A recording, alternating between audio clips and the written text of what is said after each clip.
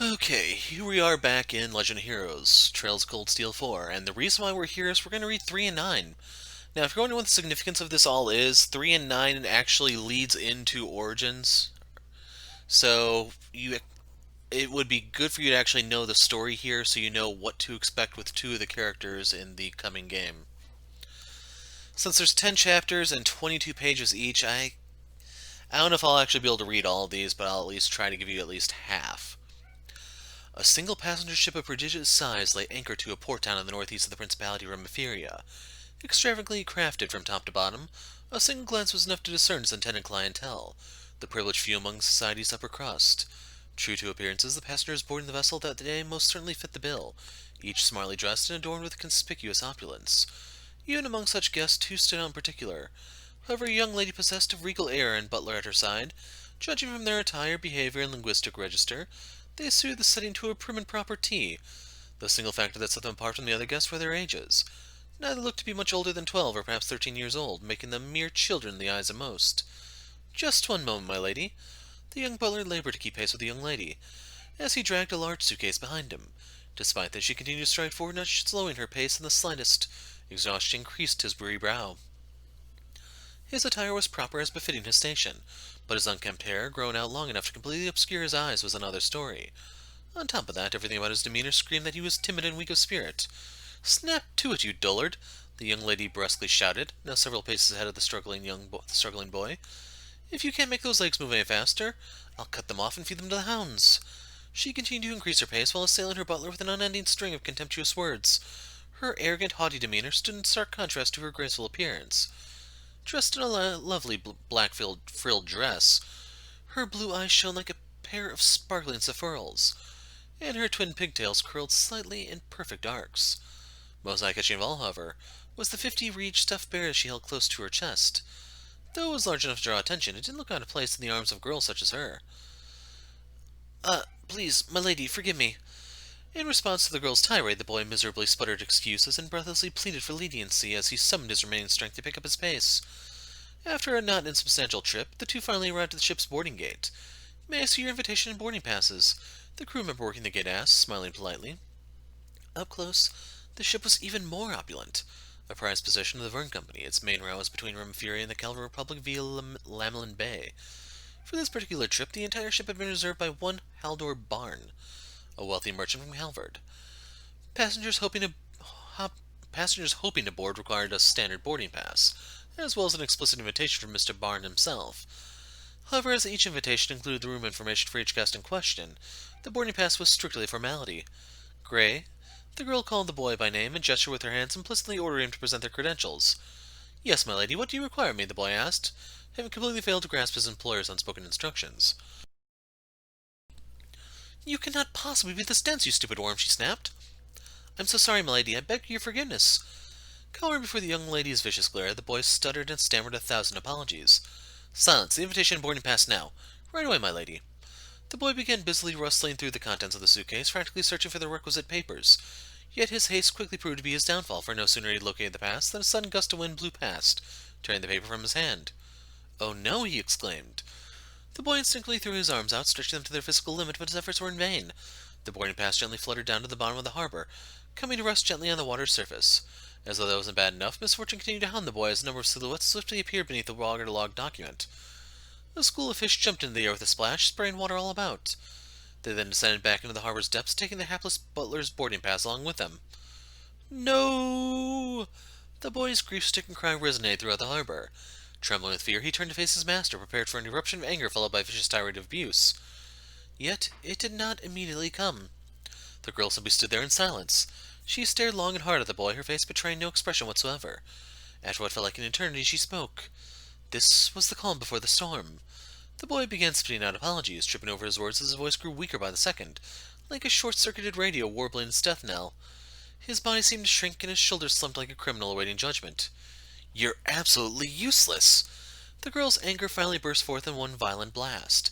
Despite the ferocity of her exclamation, she managed to save enough breath to launch a sharp kick at the boy in the same moment. The well-aimed strike sent the boy flying farther than her petite frame would suggest was possible. He seemed to hang in the air for a brief moment before resuming his journey downward off the edge of the pier, reaching a frigid end as he broke through the water surface with a splash. As soon as he returned to his senses, he began violently thrashing his arms about, pleading for aid between coughing up mouthfuls of water. "My lady, please help me," he begged, his thrashing growing more desperate and frantic. "You're going to find the pass, and I mean now. You're not leaving that water until I see it in your hands." "But I can't swim," he burbled as his head began to slowly sink beneath the surface. "I'm well aware. Please, my lay—" His words were cut short as his lungs filled with water, and the rest of his head bobbed below the surface. His thrashing ceased, and his silhouette grew faint as he quickly plummeted down to the bottom of the bay.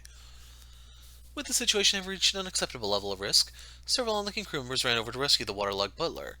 Then when the boy made it out of the bay, however, the still enraged girl tried to kick him right back in again.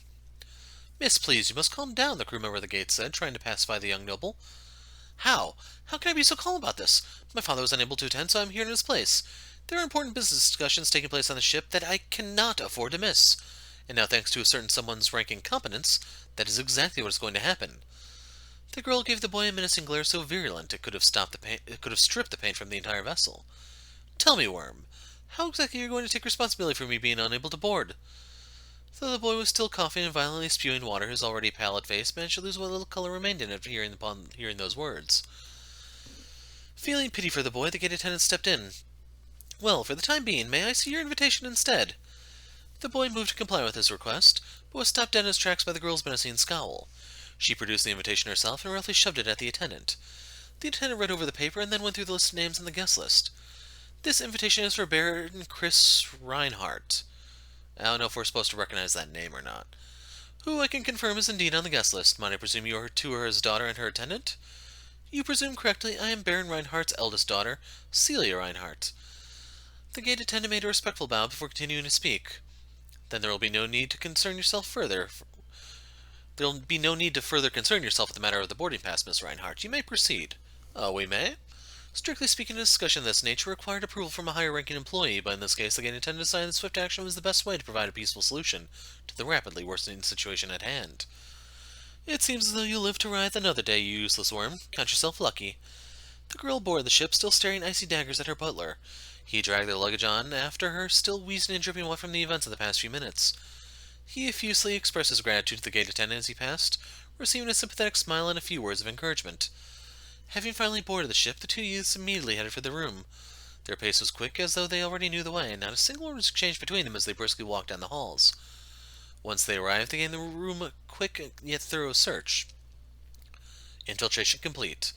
The girl broke their silence, suddenly speaking in a sleepy drawl. Her eyelids drooped, and she let out a mighty yawn, not a trace from any of the tense, high-handed young lady from a few moments ago. "I'm beat, S. Think I'm going to take a nap." She tossed her plush bear onto the bed and immediately launched herself after it. She dove under the covers with childlike exuberance befitting someone her age, perhaps even younger. In contrast to her whimsical new demeanor, the boy remained completely expressionless. "Don't let your guard down. The real mission begins now." His voice was alarmingly calm and terse. As he brushed aside his bangs, still wet from the frigid water at the harbor, his now visible eyes were cold and sharp. Beneath that, however, was the gleam of a hunter fixed on its prey. Each and every reach of his body exuded composure. The flustered, stammering butler from before was nothing but a memory. Though the girl's transformation was strange, the boy's sudden shift of personality was nothing short of jarring. "That wasn't really your best work out there, S. Far from it." She spoke nonchalantly, rolling around the bed as she critiqued the boy's performance. He remained silent for a moment before speaking, almost as though he agreed with her assessment, at least in part. "It didn't affect the mission. But you overdid each and every action. It's not easy to match that without seeming unnatural, you know." "You hamming it up like that made us stand out more than we needed to." Despite her words, the girl's half-hearted tone took the bite out of her criticisms. These were the duo's true personalities. The upper-class young lady and her bumbling butler making a spectacle at the boarding gate were simply elaborate pageantry. An act necessary for gaining entry to the ship and nothing more. Any other method of infiltration might have raised suspicion, endangering their mission. Thus they chose to board under false identities. They had made clever use of the organization's info network beforehand, ascertaining which of the invitees would be unable to attend. Armed with this bit of intel, they created their personas. The invitations required for boarding were printed on high-quality paper, but ultimately differed only in name. Using the same layout for each invitation was the logical choice for a merchant looking to pinch Mir wherever possible. Logical or not, that particular decision had made the necessary forgery a walk in the park. The boarding pass, on the other hand, was a different story. The Verne Company was known to employ cutting-edge technology to prevent forgeries. Attempting to use a fake pass to board was an act accompanied by a considerable amount of risk. This is why the two engineered the dramatic performance that took place at the boarding gate. The boy dropping their boarding pass was, of course, an intentional act. Both a gust of wind and timely group of fish were the result of a battle where the girl kept hidden in her stuffed bear, a clever method she'd used many times in the past to cast darts unnoticed. All their hard work had paid off. The infiltration had gone exactly as planned. It was yet another operation for the boy known as the Three of Swords, and the girl known as the Nine of Swords, in their life as professional assassins. To be continued. So, based on what we just read here, I think I figured out who C's identity is in the Hajimari game. At its scheduled time, the ship departed. As he watched the shoreline shrink in the distance, Three of Swords spoke in a cold, flat voice. Target presence confirmed. Have we pinpointed enemy positioning? Is our route prepared? Yep, we're good to go. The young girl known as Nine of Swords stood behind the boy, answering in a relaxed drawl, the polar opposite of her partner's icy tone. Having been dispatched by the organization, the two laid the groundwork for their mission, the assassination of the man responsible for this voyage, the wealthy merchant, Haldor Barn. The organization was not particular about how they dealt with their targets, whether in swift silence or via raucous violence. Their only real concern was making sure they did not draw attention of the Bracer Guild or the local police. As a hard rule, 3 and 9 would always select the most efficient method available to them. In this case, their mission was to prevent the ship from arriving in Calvert with Haldor still alive on it. Haldor had strong ties with Hayway, a sizable criminal organization in the Republic. Should he safely make it to his destination, and take refuge under their protection, his extraction and subsequent elimination would prove an exceptionally difficult task. Aside from the engine area, the ship had 3 main floors. The lowest housed a considerable number of general passengers. Naturally, this is where 3 and 9's room was located. The second floor contained a hall used for parties, banquets, and meals, as well as other such events. Finally, the third floor featured luxury rooms prepared specifically for noble use. At present, however, the entirety of the floor is reserved by Haldor, who was enjoying the comforts of the room back in the furthest back. 3 and 9 put their equipment and tools in order and then sprang into action. Their plan was to head to the hall on the second floor, but not before leaving a little gift on the first. The hall would be packed with passengers once dinner service began. Given that only the ultra-wealthy and those with the noble status were in attendance, the menu was likely to be suitably extravagant. Yet, once they arrived, they found that Haldor had not elected to appear, perhaps out of caution. This was expected, however, and the two took their planned positions in a central area of the room. It's time. 3's quiet murmur was immediately followed by the din of an explosion from the floor below. The passengers began to panic, but their fear slowly subsided to uneasiness as security personnel deployed and headed to the first floor to investigate the situation. In truth, the explosion had been caused. Yeah, they have a typo here. By a small makeshift bomb the 3 and 9 had planted in an unoccupied room. The blast wasn't particularly powerful, but it was enough to ignite a small number of fires in the area. Their goal was to lure out security, and in that regard, the bomb had more than served its purpose. The plan was progressing apace. Guess I'm up, 9 said in her usual lackadaisical drawl. She gathered up the edges of her skirt in her hands and gently swayed it back and forth, resulting in a number of black spheres thudding down to the floor. A series of muffled pops reverberated throughout the hall, heralding a cloud of smoke and tear gas that quickly filled the room. What's going on? I can hardly breathe. My eyes are tearing up. The gas wasn't especially strong, and would have no lasting effects on its victims. However, it was more than enough to send the already uneasy group of elites into a full-blown panic. 3 and 9 then began the next stage of their plan, the infiltration of the third floor. Currently, the bulk of security was on the first floor, meaning they would have to pass all the way through the second in order to respond to any emergencies at the top of the ship. The large numbers of panicking passengers on the second floor wouldn't stall security for long, but the situation would still buy 3 and 9 all the time they would need. So far, the assassin's plan had gone flawlessly. Still, that didn't mean killing Haldor would be easy once they reached him.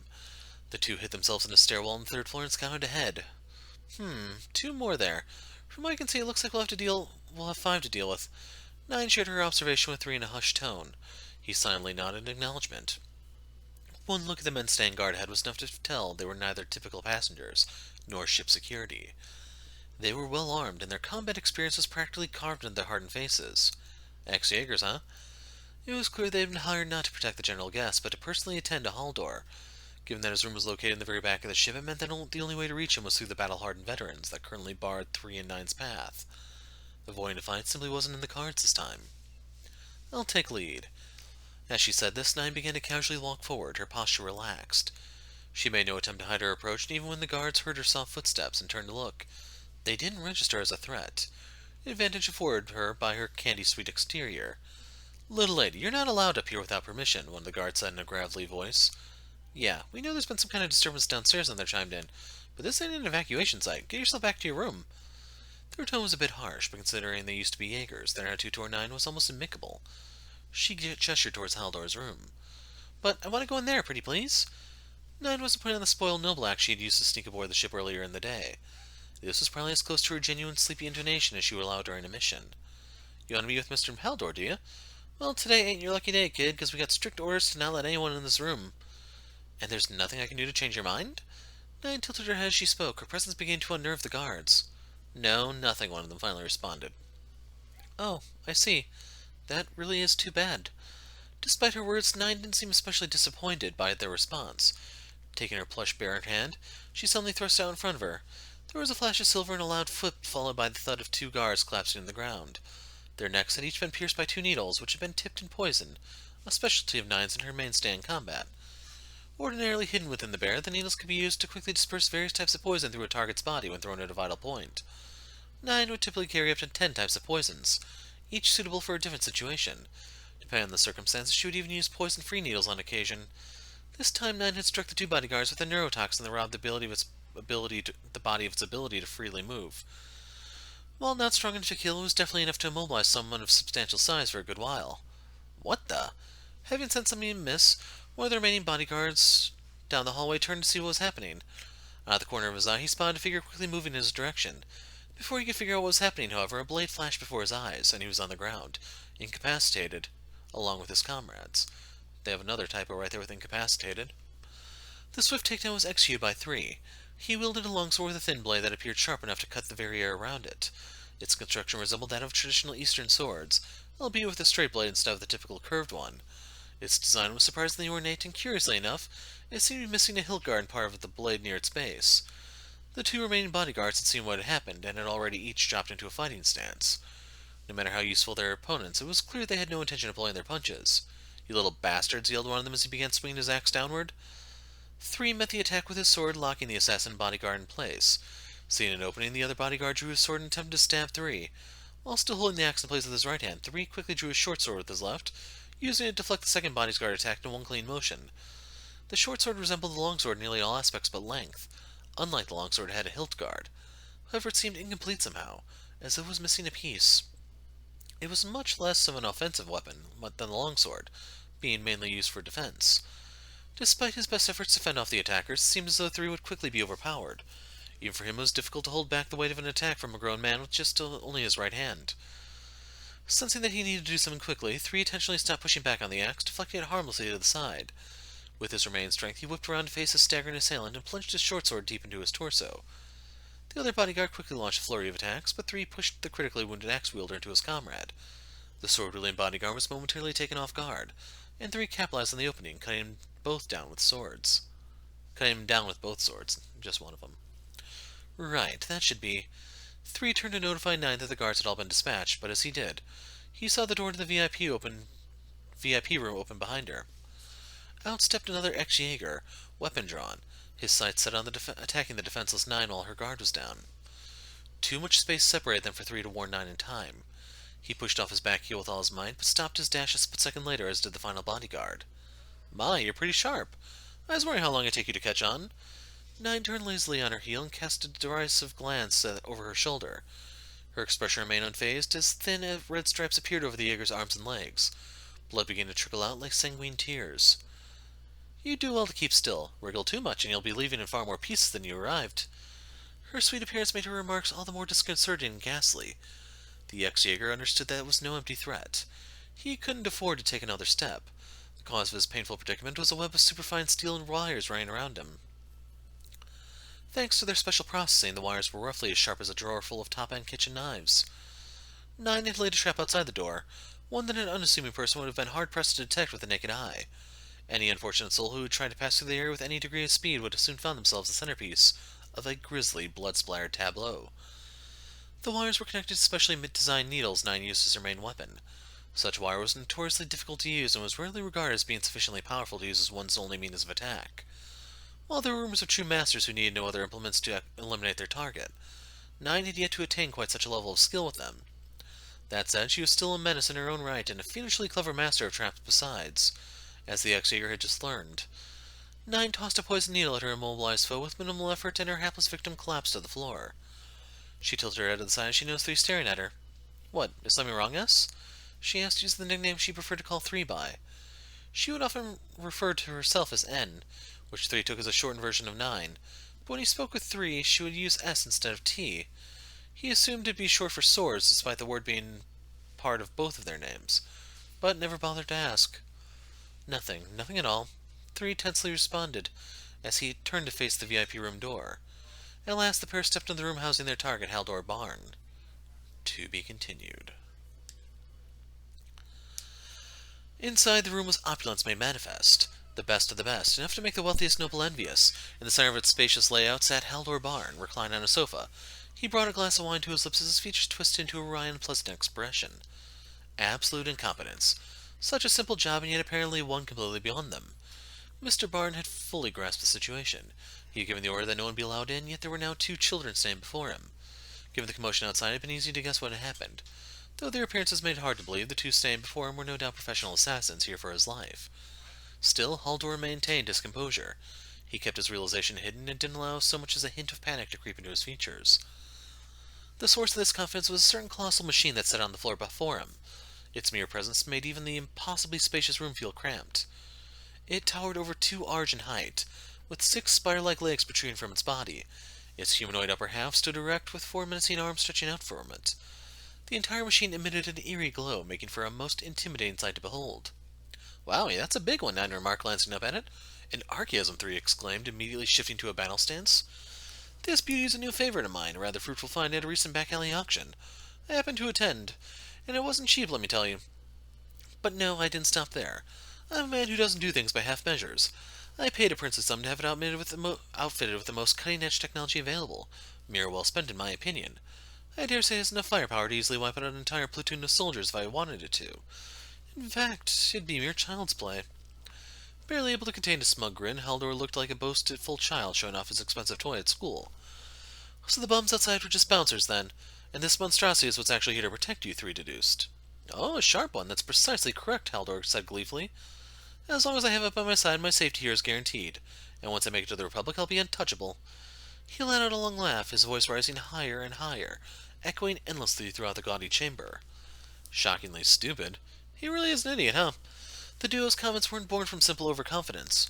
Even if they did somehow fail in their mission, and even if Haldor did somehow manage to make it to Hayway territory, he had already been marked for death by the organization.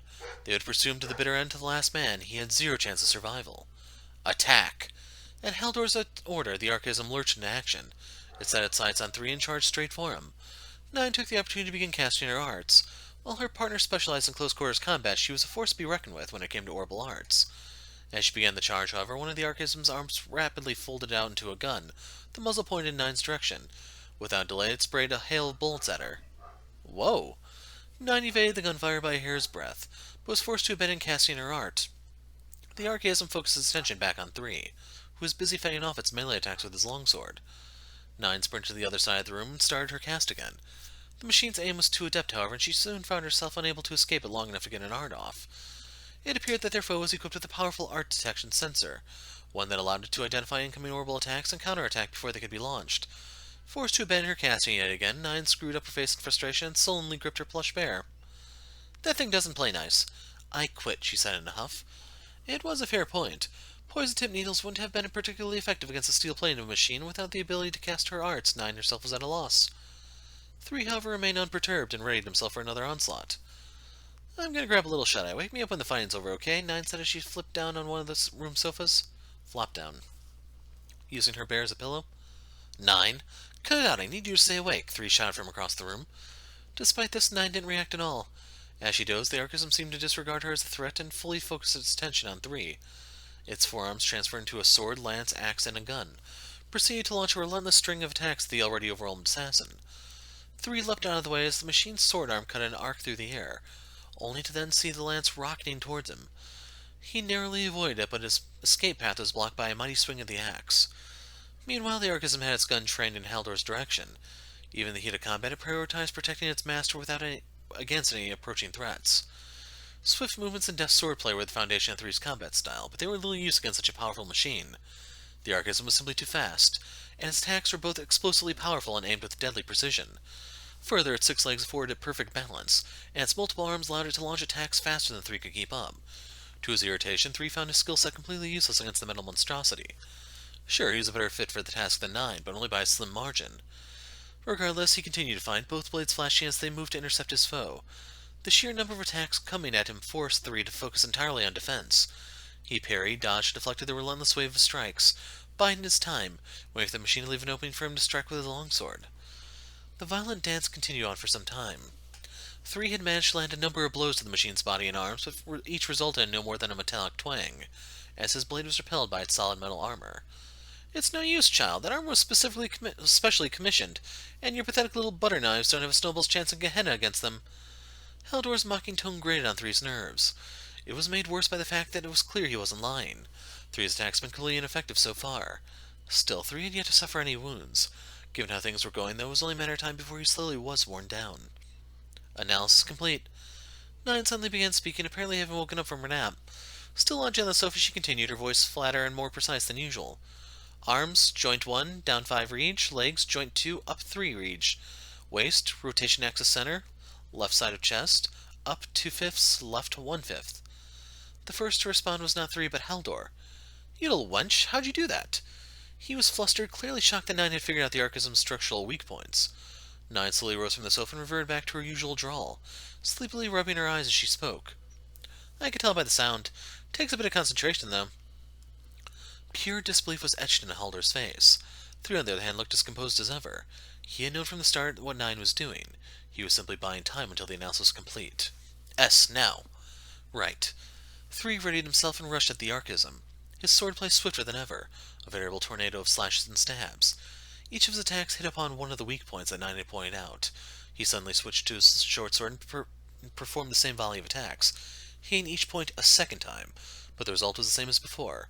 Nothing save the same high-pitched metallic sound that rang out with each hit. It didn't appear that the Archism had been damaged in the slightest. Haldor was beside himself with laughter, relishing watching the young assassin struggle. "What a joke! You can swing those little swords of yours until the palms come home, but you're never getting through that armor." All part of the process.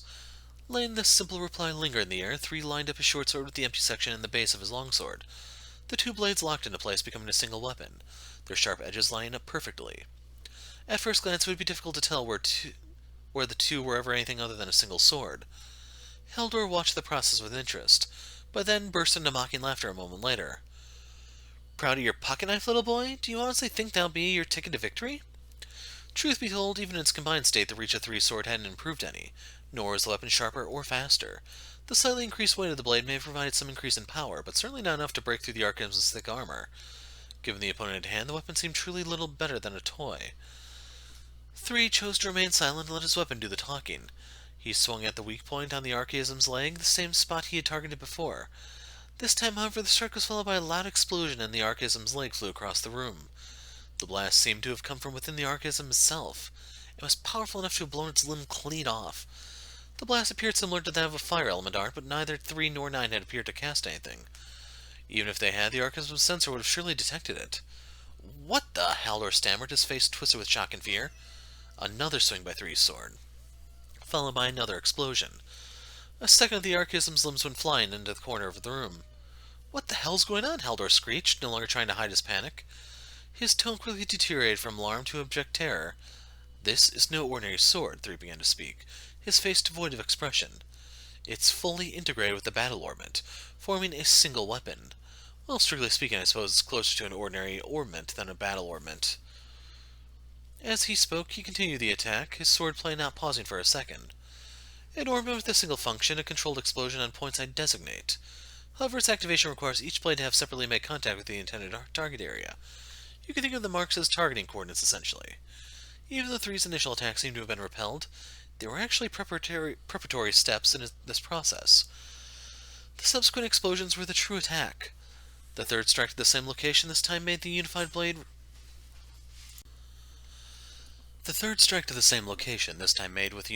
result in the explosion. The location and timing specifications were complicated, as was the use of the specialized orbit in conjunction with some automated processing. The end result was an instantaneous cast time, however. If the wielder was skilled enough, they'd be able to launch powerful Ars attacks without the need for any charge-up period. It was in this ability that the true value of Three's weapons lay. But, having suffered an enormous amount of damage from the rapid art strikes unleashed on it, the artisan began throwing sparks in all directions. It began to dawn on Haldor that victory was no longer an option for him, and he began desperately looking for a means of escape. Stop! Stop fighting, get me out of here, now! He ordered the artisan in a shrill yell. Reacting to its new orders, the machine quickly rotated its torso and began moving toward him. I don't think so, a lazy voice called it from across the room. During the commotion, its remaining spire-like legs had been bound with a complex web of steel wire, rendering it immobile. This is the end. Three quickly stuck its remaining weak points in rapid succession. The resulting series of explosions tore the machine to pieces, littering its surroundings with burnt steel and charred components. When the smoke had cleared, the room was so filled with broken parts it was more scrapyard than sweet. What remained of the archaism's body ceased all functions and collapsed, its chassis mangled beyond recognition. Three deftly wove his way through the junk scattered at his feet, silently moving towards Haldor. Stay back! A pitiful squeak escaped Haldor's throat as he scrambled backward, away from the approaching assassin. There was nowhere to run, however. Three's mission was nearing its end, yet he didn't feel happiness or even relief. He took a step closer. He felt his sword suddenly grow heavy in his hand. He forced himself to take another step. His legs felt like they were encased in concrete. His whole body felt like it was desperately rejecting his advance, trying to pull itself away. Another step. This was how it always ended. All that remained was for him to fulfill his role. He was nothing but a tool, a machine. This was how it was supposed to be. Three took one final step forward. There's no need to share any details with you. Still, I figure you at least deserve to know who's ending your life. To know, Three thought to himself, whose name to curse is to burn you in the... To know, Three thought to himself, whose name to curse as you burn in the fires of Gehenna. I am Three of Swords. He plunged his blade deep in Haldor's chest, piercing the man's heart. I'm an assassin for the organization. By this point, the panic on the second floor had largely subsided, and the ship's security guards were finally starting to move up to the third floor. Picking up on this, 3 and 9 quickly broke open the window and jumped through to the sea outside. It's a good thing this mission was on an airship. That would have made escaping way more of a pain, 9 remarked. Agreed. She was right. Escaping from an airship would have necessitated a specialized aircraft for the operation, as well as forcing the two to leap from ship to ship mid-air. It wouldn't have been entirely impossible for the young assassins, though surely someone in their wide world had carried out such an operation before. Reference to Sky 3. S. 9 softly called out to 3, again using a preferred nickname for him. He was a corrupt man, an evil man. The two of them looked back toward the ship. There was no need for a further explanation between the two. Yeah, 3 said quietly, I know. He had been thorough in reading through the mission dossier, and knew that 9 spoke the truth. Haldor was a bastard through and through, one that had performed all kinds of horrible acts in the pursuit of Mira. His mere existence sullied the world, and society was better off with him no longer a part of it. Not that it matters either way. When it came down to it, a hit was a hit. A target could be the person with the purest heart on the continent, or the scummiest bottom feeder imaginable.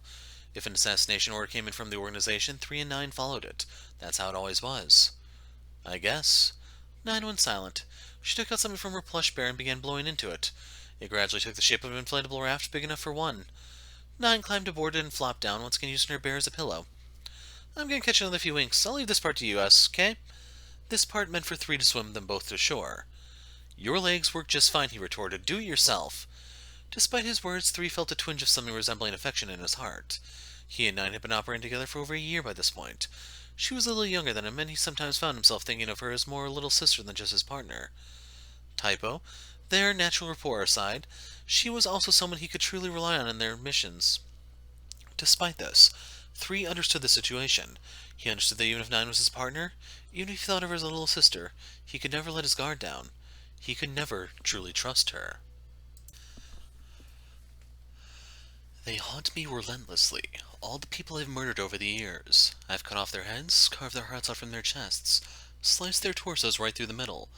But no matter what I do, an army of corpses continues to pursue me. I see them every time I close my eyes. The politicians, the nobles, the merchants, the rich and powerful.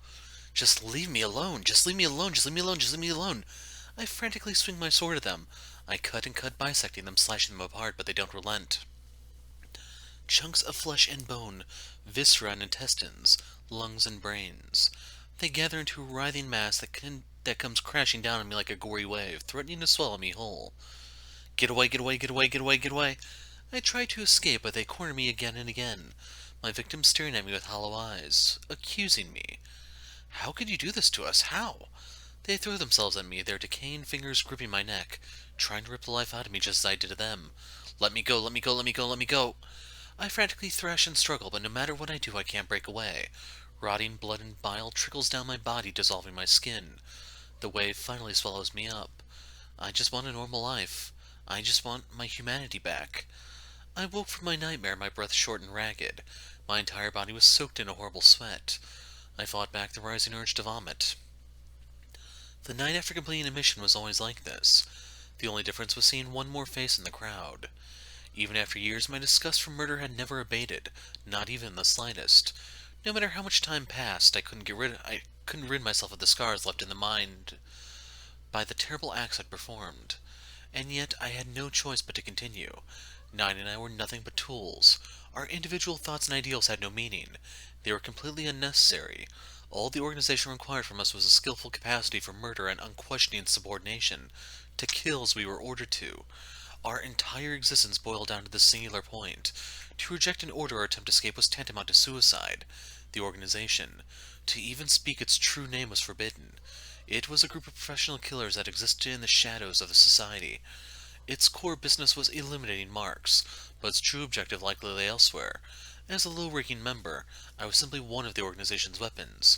There was no need for such info to be shared with me. Most members of the organization had served it since they were children. Children deemed to possess special potential were made to undergo combat instruction and exercised in a place known as the factory. The majority of children who entered the factory would never see beyond its walls. Unable to endure the merciless training they were put through, it would become their tomb. The lucky ones who did survive, however, were officially recognized as entry-level members of the organization. That's what happened with me. I was forced to abandon who I was when I first passed through the factory's doors at 7 years old. Anyone who dared utter their former name would be subject to severe punishment. There was no concept of individuality. Life in the organization meant being nothing more than a tool in an arsenal. It wasn't until I graduated at the age of 10 that I was given a name. It only served to solidify my status as a weapon, however. Our names, more like titles, are based on tarot cards. In my case, the moniker I received is from the minor arcana Three of Swords.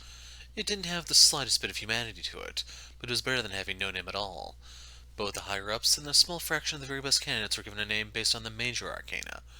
Everyone who survived training and made it in was skilled, but in terms of combat ability, the major arcana could run circles around the rest of us. Rumor had it they were even more powerful than top-ranked bracers. I left my room and peeked into the neighboring one. It seemed like 9 was still sleeping. It was time for my report, so I headed out on my own. Lower-level members of the organization generally operated in pairs. My partner is 9 of Swords, a girl 1 year my junior. 9 was a natural genius. She graduated from the factory in a single year despite the fact that the average kid takes 3 to 5. If they even make it to graduation without dropping out, that is. From gathering info to analyzing battle situations, acting abilities to infiltration tactics. She was top class in a multitude of fronts. That's nothing to say of her combat style, which made use of needles and wires, allowing her to control the field of battle and dominate her foes. All in all, her abilities are far better suited to assassinations than mine were. It was a bit awkward for us when we first paired up, but after working together for a year, I could honestly say she was the best partner I'd ever had, and the most reliable. At the same time, she was also the person I need to regard with the most caution. The reasons why the organization used a partner system were twofold. The obvious reason was that it helped facilitate missions, but it also forced each partner to monitor the other. In the organization, betrayal was swiftly returned with death. A tool is doomed to serve until it breaks. As such, we were expected to be part of the organization the entirety of our lives. As a general rule, we were afforded no freedom. There did, however, exist special rules. If one were to sense that their partner was scheming to betray the organization, they could sell them out to gain their own freedom. All you had to do was make your report, provide sufficient evidence of your suspicion, and then you were given the task of eliminating them yourself. If you succeeded, you were free. Simply running away meant resigning yourself to looking over your shoulder for the rest of your life. The organization had eyes everywhere. Anyone who wanted true freedom was better off waiting for the chance to turn their partner in. There was another problem, too. The worst of the worst would actually fabricate proof of their partner's betrayal in an effort to earn their own freedom. Thus, the person you needed to regard most cautiously was not an enemy you'd faced on any mission, but the partner who was always at your side. You needed to entertain and accept the notion that you could be betrayed at any time. Members did not turn their backs on the organization. This was an absolute requirement for survival, and a lesson I learned very early on through personal experience. 3 years ago, I tried to escape. Well, I suppose it was more we than I. At the time, I was partnered with another boy, one known as Ace of Swords. Ace was a year my senior, and he was a pretty good guy. We got along well enough, and he quickly grew into an older brother figure for me. He wielded a giant sword with ease, one as long as he was tall, and he used it to both destroy our enemies and protect me. He really was an ace when it came to battle. In that sense, his name couldn't have been more appropriate. One thing Ace and I shared was contempt for the murders we were forced to perform. I can't remember how the idea of escaping the organization came up initially, but I do recall that neither of us objected to it. As I mentioned, the system was set up to prevent individual members from betraying the organization, as they could be sold out by their partner. We figured the best way around that was to simply work together and escape the organization as a team. With our objective decided on, we began planning in earnest. We quickly decided we need to execute our plan as far away from the other pairs of assassins employed by the organization. The first part of our plan went well enough. We entered Erebonia thinking its considerable distance from our normal area of operations meant we could enjoy a certain degree of safety. That was a severe misjudgment on our part, though. The organization had eyes there as well. We were approached by other pairs of assassins twice, and both times ended with combat. We managed to fend them off, however. Ace and I were partners for a reason, and we fought well together. The third time, however, was the Overseer that paid us a visit. To say that his power was overwhelming wouldn't do it justice. It was like trying to fight a force of nature. We barely managed to escape with our lives, suffering heavy wounds in the process. With nowhere else to go, we huddled together in a cave, conscious of the fact that our next encounter with the Overseer would surely be our last. There was nothing more to be said about the situation, and for what felt like an eternity, we passed the time in silence. "Hey, Ace," I began speaking, believing it would be the last conversation we'd ever have. "What's up, buddy?" "I just want to say that, all things considered, I think everything could have went a lot worse." "What's that supposed to mean?" He struggled through the pain to force out a little smirk at my comment. "Don't get me wrong, I have plenty of regrets, but still." Ace waited in silence for me to continue. "Being by your side all this time, well, it's made my life so much better, Ace. And even if we're fated to meet our deaths here, it's a million times better than spending a lifetime as just another tool." The fire flickered. Our shadows danced on the cave wall. Finally, Ace broke the silence, his voice a mere whisper. "3? Thanks for everything, man." "You too, Ace. Thank you." I had said what I needed to say. I felt that if our opponent were to arrive at the very moment, I'd be able to give my whole soul to the battle. But then, "If that's how you feel," Ace started. Suddenly the ambience in the cave completely shifted, like some horrible hallucination. Ace's icy voice pierced through me, chilling me to the bone. "Then die, buddy. Die for me." My first reaction was slight confusion. I actually interpreted it as a clumsy way of saying that we'd face our deaths together. I turned to face him just to clarify, and what I saw next was Ace's massive sword speeding down toward my head. I immediately dodged his strike, and the ground where I had been laying only a moment ago had been shattered into rubble. "Ace, what are you doing?" I cried out. "You can't figure it out on your own? Have you forgotten the final rule for those who betray the organization?" The final rule.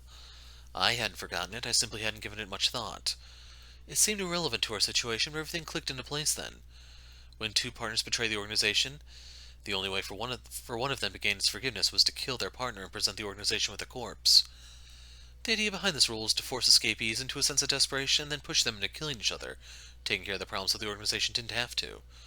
To my absolute shock, this was precisely what Ace was trying to do. I understood what was happening, but all I could do was ask why over and over. "Ace, why? Why are you doing this?" "You know, buddy, becoming partners with you was the only bit of luck I've had in my whole goddess damn life. I really did want to be free together, to get our humanity back together." "Then why are you—" "Because I need to survive," he said, his voice dripping with desperation. "I can't die like this." Screaming wildly, Ace swung his sword at me again. The same sword that had been used to save my life more times than I could count was now being used in an attempt to end it. "Just die!" he screamed. I tried to scream back, but the horrible knot in my stomach and the storm of emotions in my heart ensured that the only thing that came out of my mouth was a meaningless warble as I met his sword with my own. Engulfed in despair, I surrendered control to my instincts and engaged this enemy in combat as I would any other. I don't clearly remember what happened from there. All I know is that I was overtaken by rage and sadness and became a slashing, screaming monster. I was finally brought to my senses by the sound of Ace's body collapsing to the ground. That's how I managed to survive. How I won back my position as one of the organization's tools. And that's where I'd been ever since.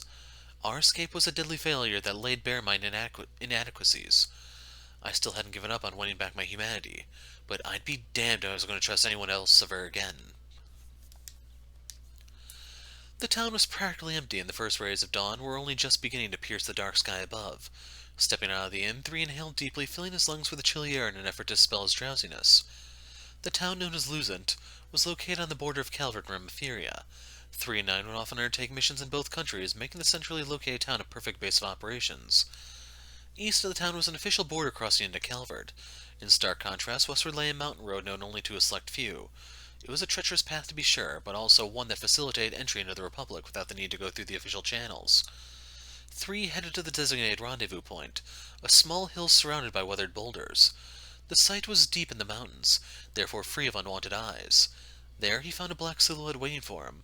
It was a man hidden in shadow, wrapped in a tattered black cloak that obscured his face and body both. Despite his bedraggled attire, his presence had an insurmountable weight to it, instilling a primal sort of fear into any who laid eyes on him. "I'm here to make my report," said 3. In response, the cloaked figure uttered only a single word: "Speak." The man known as the Overseer was one of the higher-ranked members of the organization. He was given the name of Emperor from the major arcana, but those who served under him referred to him simply as the Overseer. As his title suggested, he watched over 3 and the rest of the organization's tools. He was the one who provided mission instructions and received their reports. 3 relayed the details of the Haldor mission to the Overseer. As he finished, the man spoke again. "Next. Right, regarding 9 of Swords. As part of their debriefing, every member was required to report on their partner's activities. Each of the pair would separately describe what they did and what they observed their partner doing. Even the slightest discrepancy between the pair's reports was regarded with suspicion. The objective behind this requirement was to instill them with fear. Fear that any plot they may hatch to betray the organization would swiftly make its way to the ears of their superiors." "That is all," 3 said as he finished his report. "Very well," the Overseer said. "You will be contacted with instructions for your next mission once they're ready." "Understood." 3 turned back to head to town, but as he did, the Overseer spoke again. It was little more than a whisper, but it was delivered with a weight that froze 3 in his tracks. "Stop." 3 slowly turned around to face the Overseer. As always, his dark hood completely covered his face. "It's been 3 years now. You haven't been making any more plans, have you?" 3 felt a sudden chill shoot down his spine. The Overseer's suffocating gaze was laced with a powerful malice. There was no need for 3 to ask for clarification. He knew the Overseer was talking about his escape attempt 3 years prior. The Emperor had personally conducted many of the organization's purges of runaway members. As their very lives became threatened, many lower-ranking members would find themselves overwhelmed by fear, rendering them powerless before the merciless Emperor. Thus, even within the organization, a cruel place in its own right, the Emperor had earned himself a reputation for his savagery. He was the very same man who tracked down 3 and Ace during their escape attempt. Had he already picked up 3's new plan to escape? No. 3 found the thought absurd. He had taken every step with the utmost care and prudence. Further, if the Emperor had obtained some proof of 3's wrongdoing, the young assassin would already be dead. This was a test. If 3 wavered here even the slightest, it would mean his end. "I will never again attempt something so foolish. I am a tool of the organization, nothing more. My sole purpose is to take the lives of my targets." The way he cast his eyes, his calculated and practiced manner of speech, his natural breathing patterns. 3 had pulled it off to perfection. Silence hung heavy in the air between them for a moment. Finally the Emperor spoke. "I do hope that is the case." The murderous presence faded from the air, as did the tension that had been building in 3's chest. "There are certain expectations lying on your shoulders," the Emperor said. "I will fully devote myself to meeting them," 3 said in the same practiced tone. He moved once more to return to town, and was not stopped this time. He bought it. Back at his inn room, 3 let out a sigh of relief as he collapsed into his bed. Nothing had really happened during his exchange with the Overseer, but nonetheless, he felt completely drained. Without exception, each interaction he had with the Overseer was psychologically exhausting. This was to be expected, however, as he was indeed hiding his true intentions from the organization. In truth, 3 had been planning a second escape attempt. The past 3 years had been grueling, but did nothing to quash his fervent desire for freedom. If anything, his resolve to reclaim his humanity had only grown stronger by the day. However, each day also saw his blood-drenched hands growing yet heavier with sin. He was a mere tool, human in physical form only. What few shreds of humanity still remained in his heart he feared would be forever lost before much longer. Each new day that dawned could be the day that he finally slipped away into being little more than a device, one whose only function was assassination. Put simply, a cold-hearted monster. That was the terrifying future he dreaded above all else. "I absolutely need to succeed this time. I need to get out." His plan had 2 requirements he absolutely needed to meet in order to succeed. First off, he needed to avoid a direct confrontation with the Overseer. Second, 9 could not find out about his plan, regardless of their partnership. He had to be careful to avoid even giving the impression that he longed for freedom. Of course, this meant that 3 would be forced to abandon 9, someone who fought at his side through countless life-or-death situations. The girl was even younger than he was, but for all her genius, there seemed to be something off about her. Nonetheless, whenever 3 thought about the moment he would pull the trigger and finally set his plan into motion, he always felt a strange sensation welling up inside of him. Strangely enough, it was a desperate urge to fill her in. There were a number of times when 3 had tried, actually. Before he could even get the first word out, however, memories of Ace's sword speeding down toward him would flash through his mind. In the end, he always remained silent. I can't take this anymore. I can't let my scars define me. I know what I have to do. There's no other way. 3 shook off the thoughts plaguing him and returned his focus to preparing for escape. The only person I can trust is myself. The rest of the day went by quickly, and before long, dusk began to settle on the town. The day saw 3's diligence pay off at last. His final preparations had gone as smoothly as he could have hoped for. The time had finally arrived. He would set his plan into motion that night. Once 9 fell asleep, he would leave town via the mountain road. Once in Calvert, he would be traveling by car, and he had already arranged for a rental to take him north up to a certain city. Once he arrived, he'd probably set off for Labourle via one of the international airship routes that regularly depart from the city. He yet decided what to do after that point. He could stay a night or two in Labourle, or perhaps head over to Le Mans. In any case, he needed to get as far away from his current location as possible. He may have been in the lowest rung of the organization and had little idea what went on among its upper echelons, but he was determined to show them that all he was capable of. He was determined to show them all that he was capable of casting off the shackles they had bound him with. Caw-caw. His rising determination was interrupted by a crow flying into the room. It made a few circles in the air before landing on the table. What the? Taking a closer look at the bird, 3 noticed a specific crest adorning one of its legs. As he did, his face twisted into a grimace. It could only mean one thing. This was the method the Overseer used to communicate. Now? He wants to meet now? It hadn't even yet been an entire day since 3 had delivered his report. The briefing for the next mission, maybe? Even as he said the words, he was gripped by an indescribable sense of dread and anxiety. However much he wanted to simply ignore the summons, it was not a luxury he could afford. The only chance his plan had of succeeding was if he was to put a good amount of distance between himself and his would-be pursuers before the Overseer realized what had happened. Were 3 to ignore a direct order, however, the organization would immediately recognize it as an act of rebellion, one that would inevitably lead to his death. Mentally preparing himself for another encounter, one he could not avoid, 3 set out for the meeting location. The rendezvous point was the foot of a small hill deep within the mountains, the same side he had been just that morning, in fact. There remained no trace of the ominous, eerie stillness that pervaded the place before, however. Bathed by the light of the setting sun, the weathered boulders seemed wreathed in brilliant flames from a distance. 3 arrived to find 2 figures already waiting for him. The first was the Overseer, draped in the same tattered robe as usual. The thought occurred to 3 that it made the man look more the part of the Hermit Arcana than it did the Emperor. At the man's side stood a young girl carrying a large stuffed bear. 9. Her attire was more or less the same as what she wore on the Haldor mission, with a few alterations to make it more functional and mobile. Her presence there did not cause any alarm for 3. After all, if they had been called to be briefed on their next mission, it was only natural she would be summoned as well. Something felt different, however. 3 couldn't put his finger on why, but anxiety began gripping his chest. "So you've arrived," the Overseer said as 3 approached. "Yes. What is my task?" The initial exchange was the same as it always was. What happened afterward, however, was decidedly not. "Make your appeal." "My appeal?" 3 said slowly, the anxiety in his chest rising. "I've received a report detailing your treachery from 9 of Swords."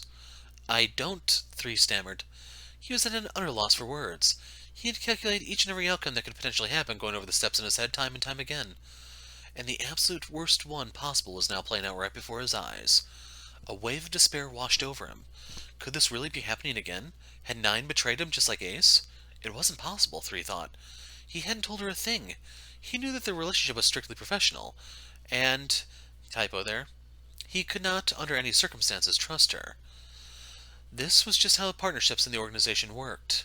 How could she have known? It didn't make any sense. There's been some kind of mistake. 3 attempted to defend himself, knowing full it was a futile endeavor. "You can't talk yourself out of this, S." "No, 3 of Swords." 9 finally spoke, but her usual sleepy demeanor was nowhere to be found. Instead, her voice was crisp, her eyes alert. She removed a scrap of paper from within her bear and showed it to 3. "This is your ticket for an airship voyage to Labourle, the one you booked for noon tomorrow." 3 felt the ground fall out from under him. Amidst his shock, a small part of him wanted to yell that the ticket was fake, that he had the real ticket, but to do so would be tantamount to suicide. 9 continued speaking as though directly responding to 3's unspoken questions. The ticket you have in your possession is counterfeit. I swapped it for the genuine one while you weren't paying attention. Fresh from complete admission that utilized this very same kind of forgery, 3 found himself victim of this exact same trick. By the way, the name you used to acquire this ticket was Ryan Sfogert, student of Genus Royal Academy, correct? 9 continued. That's the same name you used for your false ID in one of our missions last year. That would mean you've been planning this for quite some time, wouldn't it? Despite the immediate threat to his life, 3 couldn't help but admire 9's genius, strangely enough. 3 decided he wouldn't even try to come up with an excuse. 9 had clearly seen right through his plan. She'd seen right into his mind, really. There was just one part he didn't understand. Even if it was her duty to sell him out like this, even if she was a genius, he had been so cautious and prudent in every step of his plan, yet it had all been laid bare, seemingly without a trace of effort. How the hell had this happened? I take that expression to mean you're trying to puzzle out just how your entire plan was exposed, 9 said, a slight smile playing at the corner of her lips. It was clear to 3 she was toying with him now, mocking him. You do realize I've been watching you the whole time we've been partners, right? You've been my only target right from day one. Her tone was merciless, her words dripping with thinly veiled venom. Yes, I've been watching you 3. Inspecting. Observing. The only real challenge was remaining patient as I wait for you to slip up and finally show your true colors. It's been that way since the moment I became your partner. 3 struggled to wrap his mind around what 9 was saying. The fact is, you did attempt to betray the organization, but even if you hadn't, I would have falsified whatever I needed in order to assure your demise. She continued to speak, leaving nothing unsaid despite the overseer's presence. With each word, 3 felt more and more baffled. He could understand her observing him to the degree that her job required, but where was this malicious hatred of hers coming from? She felt this way from the start? Why? The overseer, who had been silent for some time, let out a low, derisive laugh. I take it you still haven't figured it out. Who she is, I mean. 3 could not for the life of him figure out what this was supposed to mean. He looked over at 9, searching for some sort of clue. All he was met with, however, was a glare of pure hatred, one that made him shudder in fear. He had never seen her look that way before.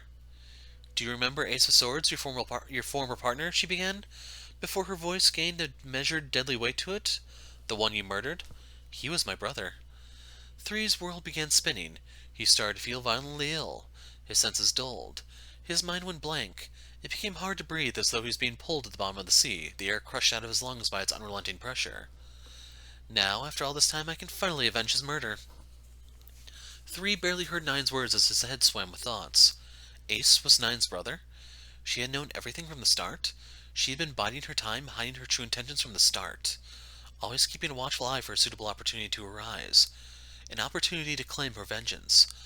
3 stood there dumbfounded, as though he had lost the ability to speak entirely. I see no need for you to sputter through an excuse, the overseer said, reading the shock clearly written across 3's face. We have all the facts we need. You will be purged from the organization. As per our rules, your partner, 9 of Swords, will now end your life. Hearing the overseer's words, 9 stepped forward. If you wish for assistance in this task, he said, turning to her, you will not be penalized. The reward will remain the same. The only condition is that you must be the one to deliver the final blow. Once you've eliminated him, your obligations will be cleared, though I admit the idea of losing such talent pains me. The reward. The right to one's freedom gained by uncovering and then executing a partner who had betrayed the organization. The yearning for his freedom had dominated 3's existence for years, and now 9 would be the one to gain it in exchange for his life. Allow me the honor of doing it alone, she responded. I will avenge my brother's death with my own hands. She took another step forward, producing a number of poisoned needles from inside her bear. Without a moment's hesitation, she launched them at 3. He instinctively drew his sword and battered the needles out of the air. The combat tactics that had been drilled into him dictated he closed the distance between them, yet he didn't take so much as a single step. His parry was purely reflexive, programmed into his mind through years of combat. He had no intention of truly fighting back. Perhaps it was partially because he didn't want to hurt her. More than anything, however, it was because he knew there was no point in resisting. Even if he did manage to best 9, he would need to take on the Emperor afterward, and he knew that was a battle he had no chance of winning. 3 simply accepted his fate was to die then and there, and there was nothing he could do to change it. 9 pulled out roughly twice as many needles as before and again launched them at her former partner. In response, he automatically drew his short sword and used both blades to swiftly deflect them. In 3's mind, the thought slowly began to sink in. This was his retribution for killing Ace. 9 leapt at him, closing the distance, began attacking with an even greater intensity. Someone like me, 3 thought. Someone who slaughters a friend to preserve his own life doesn't deserve freedom. Someone like me doesn't even deserve to live. 9 continued her assault, attacking with both her needles and her wires. Were this an ordinary situation, there was no chance she would be a match for 3 in a close quarters fight. However, his heart was not in the battle, causing a significant shift in the balance of power in the fight. Eventually, 9 managed to decisively gain the upper hand, successfully looping her wire around 3's neck. I'll die for her vengeance, he thought. Maybe that's the only outcome that makes sense. Maybe that's the end I deserve. 9 deftly moved her fingers and the steel collar tightened around 3's neck. This is the end, she said in a flat, frigid tone. 3 knew what would happen next. He closed his eyes, choosing to await his end in silence. But the cold embrace of death did not come. My mother died soon after I was born. From that point, it was just me, my older brother, and our dad. As far back as I can remember, my dad was a monster. He took the mirror Mom left us and used it entirely for himself, spending each day drinking it away. He made no effort to put it to good use, to do anything that might help our family. And when he was in bad mood, what little safe haven we had was violently wrested away. My brother acted more like a parent to me than Dad ever did. Whether at home or out somewhere else, he always protected me. I really hated that house, but I always felt like it was bearable when he was there by my side. Those days didn't last for long, however. I was still quite young when the household ran out of money and Dad decided to put us to work. There weren't many options for a child to earn much mira, though, and even between my brother and I, our income barely made a scratch in the mounting debt. One day, my brother vanished, and Dad announced he had let him spread his wings. In other words, he abandoned him. It was at that point that I stopped thinking of that monster as my family. Even in such an awful situation, I still held on to the idea that my brother would come back to me one day. That meant my only option was to stay there until he did. 3 long years later, I finally received a letter from him. He wrote that he was in a miserable place, but that he was managing to stay alive. I was able to send him a reply via the same method, thrilled to have a connection with him once again. I eventually found out he was being forced to work as a killer for a shadowy society called the Organization. The things he said he had to do were awful, inhuman. Just from reading his words, I could feel his pain as though it was my own. He said that the organization was nightmarishly strict and that it was only thanks to his partner that he was able to send me letters in the first place. My brother wrote a lot about his partner, describing him as a true friend, almost like a younger brother. This was the only topic where I saw his writing soften, where he seemed happy. Naturally, I found myself wanting to meet this person. But that was impossible and I knew it. I couldn't even meet my own sibling, let alone his partner in some secret assassin cabal. We continued to exchange letters like this for some time, but even that came to an end. The household ran out of Mira again, and I knew what was coming. I could tell it would soon be my turn to leave. I wrote my brother telling him as much. He wrote back telling me that he and his partner had decided to escape the organization. I could sense from his words just how resolved he was to do it. He followed his declaration with a promise to come for me, to get me out of the hellhole of a home. What followed, however, at the very end of his letter was a grim note. If this escape somehow ends in failure, I'm going to prioritize my partner's life over my own. If it comes down to it, I'll sacrifice everything to make sure at least he at least gets out of here. You can trust him. If anything happens, you can rely on him to help. That was the last letter I ever received from him. In the end, he never came back for me and our dad kicked me out. Just as I thought he would. He had become a slovenly mess. From the look of it, he had gotten himself addicted to some especially nasty substances, the kind that tend to quickly drain one's finances. I knew they were destroying him physically as well, but I had stopped caring long ago. I was done with that disgusting scumbag I once called my dad. I used an intermediary to secure an opportunity to join the organization. It was right as I was entering training that I learned of my brother's death. I was told he was killed by his own partner. It was then my world began to fall apart. I threw myself headlong into my training, not thinking of anything else. I was distraught and trying to escape reality however I could. I ignored everyone around me, even myself. I let my soul slip into hibernation and fully assumed the role of one of the organization's tools. During the day I would follow orders, not thinking for myself. But then night would come and I'd have nothing to distract me. My mind would be tormented by thoughts of my brother's passing. The realization that I was now truly alone in the world shook me, as did the notion that my hands would soon be irreversibly stained with blood. Once the fear set in, there was no escaping it, and I gradually lost the ability to sleep properly. The body does have a limit, of course, and I'd eventually fall unconscious for about an hour a night, 2 if I was really lucky. But it wasn't sleep, not really.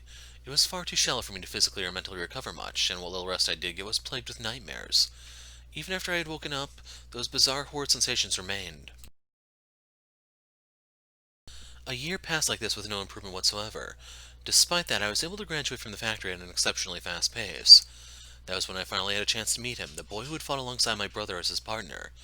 He had just finished his own re-education, a consequence of betraying the organization as fate would have it. We were assigned as partners.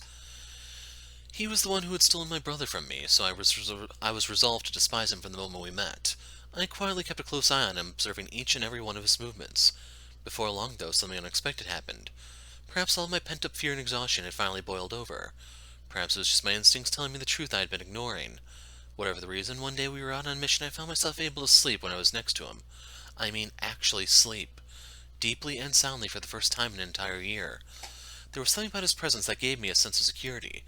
It wasn't unlike how I remembered feeling being next to my brother, strangely enough. When I woke from this much-needed rest, so many things came rushing back. Suddenly, without warning, I found myself bawling, and as those tears came pouring out, the chains that had sealed away my heart slowly began to loosen. I started feeling human again. I could feel my emotions for the first time in what felt like an eternity. As soon as he saw me crying, the boy quickly came over to console me, but that just made me sob harder. I quickly discovered that my new partner really was the person my brother wrote so fondly about. Blunt and a little awkward, but overall a deeply kind person and a very thoughtful partner. Despite being shackled to the organization and forced to kill for years, he had yet to fully surrender his humanity. He did seem to be bearing a great sorrow, one far more intense than anything my brother had described. I could tell he wasn't the kind of person capable of betraying and murdering a friend to ensure his own survival. Given my brother's letter, it wasn't hard to work out what had really happened. After making their escape, the two were backed into a corner and their prospects were grim. Rather than both of them being killed, it was better that at least one of them survived. The only way for that to happen was for one to kill the other, to gain forgiveness in the eyes of the organization. My brother knew his partner would reject the idea outright, and even if he did accept it, he would insist on playing the part of the sacrifice. I was absolutely sure of that much. That's why my brother ended up feigning betrayal in order to get his partner to fight back and ultimately kill him. It was a plan that would spare his partner's life, but also deeply scar him in only a way an unexpected betrayal could. From that point on, being near him was the only way I was able to feel secure enough to sleep. And sleep I did, every chance I got. Midday during our missions, if there was even the slightest opportunity, I was out like a light. After all, I needed to catch up on the year of rest I had been robbed of. It was a truly surprising turn of events for me, to say the least. I soon learned the boy was tormented by constant nightmares. I imagine the incident with my brother played a big role. There were so many moments where I saw how he was suffering and wanted to tell him the truth, but I would always stop myself at the last second, telling myself the time wasn't right. Our missions occasionally called for performances of a sort to deceive onlookers. He was always pretty terrible at it. It was hard to say why exactly that was, though. His movements were fine enough, as were his facial expressions. The factory emphasized all those things in his teachings, so he had received ample instruction there. It was just that he always seemed to overdo things, or drastically underdo them. I wonder if it may have had something to do with the unshakable seriousness he always seemed to have about him. It could be a real problem sometimes, even to the point where he'd become more of a liability than an asset. Any onlooker with half a brain would be able to tell if someone was less than genuine about his performances. I came to the conclusion that he was just naturally bad at deceiving others. That's why I had to keep my plans from him, to prevent his terrible poker face from giving us away. He'd been earnestly working on his escape for a very long time. I, of course, understood the immense difficulty of his task, and why he had to keep it to himself. Still, it made me a bit sad that he never spoke to me about it. He was in a precarious position, given that the organization still had its doubts about him. I wasn't about to do anything to put him at risk, of course, but his shaky acting alone could very well have led the organization to see through his carefully laid scheme. If that happened, it would be the end of him, no question about it. The situation hadn't quite reached that point yet, but I knew it was only a matter of time before it did. After the Haldor Barn mission had wrapped up, I went to make my report. The man I reported had an aura unlike anything I've ever felt. He was the evil bastard who managed the two of us, the organization's overseer, the Emperor. He was the one forcing us to kill. His face was always obscured by a robe, but it failed to mask the malice that overflowed from him. That day, he had a quiet, deadly exuberance about him, like a hawk that had locked onto its prey. There was no mistaking it. I knew he had caught on to my partner. He knew he intended to betray the organization again. I knew he would gleefully purge him when the time came, and that time was getting closer with each passing day. If that's how things were going to be, I told myself, I would just have to get ahead of them and put my own plan into motion. The Emperor's intentions were obvious. Aware of the cruel history my partner and I shared, he made us partners in a bid to slowly push me toward revenge. He knew I'd eventually break and sell my partner out, forcing him to go through another bitter betrayal. The Emperor was looking forward to watching it all unfold. We were both tools of the organization and the personal playthings of the Emperor's. So I decided to give him exactly what he wanted to see. Once I finished my mission report, I told the Emperor my partner's intent to betray the organization. I then shared my plan to lure him to a specific place where I would then eliminate him. I gave a detailed explanation, making it as enticing as possible for the Emperor. It was easy enough to gain his consent. Even with his face hidden under his cowl, he could hardly contain the excitement in his voice over the coming slaughter. The laugh that escaped his throat was a sound so vile it still haunts me to this day. Later that evening, my partner arrived at the designated location, the base of a hill deep in the mountains. At first, he was horribly shaken by the realization that he'd been betrayed again. When he learned who my brother was, though, his face changed. I watched his surprise turn to despair, which in turn shifted to absolute acceptance of his fate. To call what I saw heart-wrenching didn't do it justice. I focused my efforts on giving him the most vicious glare possible, one equal parts mocking and murderous. I came up with the foulest, most malicious things I could bear to say, trying to cut him as deep as possible. After all, the Emperor was standing right next to me, and if I was to be convincing, I couldn't afford even the slightest hesitation. I stepped forward. I was going to eliminate him. I shifted closer to my partner in order to facilitate my wire attacks, or so I made it appear. My true objective was to put some distance between myself and the Emperor. Once I had my wires around his neck, the battle was as good as over. From there I knew I could end his life with a flick of a finger. This is the end. I meant those words from the bottom of my heart. A transparent cord ran through the center of the web of wires under my control. Manipulating this cord allowed me to set off a chain reaction that twisted into a complex spiral shape I would use to trap distant foes during missions. Fully focused on watching his toys in the throes of bloodthirsty vengeance, it was the Emperor who would relax his guard the most. Right at the climax of our battle, I seized the opportunity, and with perfect timing I was able to ensnare the unwitting Emperor, leaving him shackled and immobile. The key was the transparent cord. It may not have had the same cutting power as my metal wires, but it was more than twice as strong. Even so, I couldn't count on it to hold the Emperor for long. Without a moment's delay, I summoned all my strength to pull on another cord. A low rumble sounded out, and a section of the rocky hill collapsed, dropping a torrent of rubble below. I had taken my time to find the perfect location, one with brittle bedrock that I could break away on cue. The stones roared and tumbled in a huge wave, hurtling down toward the Emperor. In the middle of it all was a giant boulder more than 10 arge across. Time seemed to slow as it fell directly down at the Emperor's head, the thunder of the rock slide drowning out all other sound. Finally, it all came crashing down. The aftermath looked as though a catastrophic earthquake had just taken place. The Emperor had taken a direct hit from a massive boulder. There was no way he could have survived that. Even if he had somehow had, he was now buried alive. My partner looked on in confusion, still processing what had happened. "S!" I cried out, finally able to use the name I prefer to call him by. I ran over to him and buried my head in his chest. This was where I felt the most safe, by his side. I nestled up against him, holding him tight, never wanting to let him go. I'd never hugged him before then. I'd always been too afraid to do so. "I'm so sorry I said those horrible things," I sobbed. "I'm sorry I couldn't tell you the truth." There was so much more to explain, but those were the things I wanted to say to him most. Even though he was still reeling from everything that had happened, he was still kind enough to hold me close and try to calm me down. "Nine, what in the world?"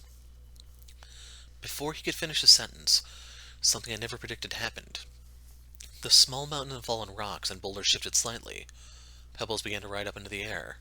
It was slow, but unmistakable. "What's happening?"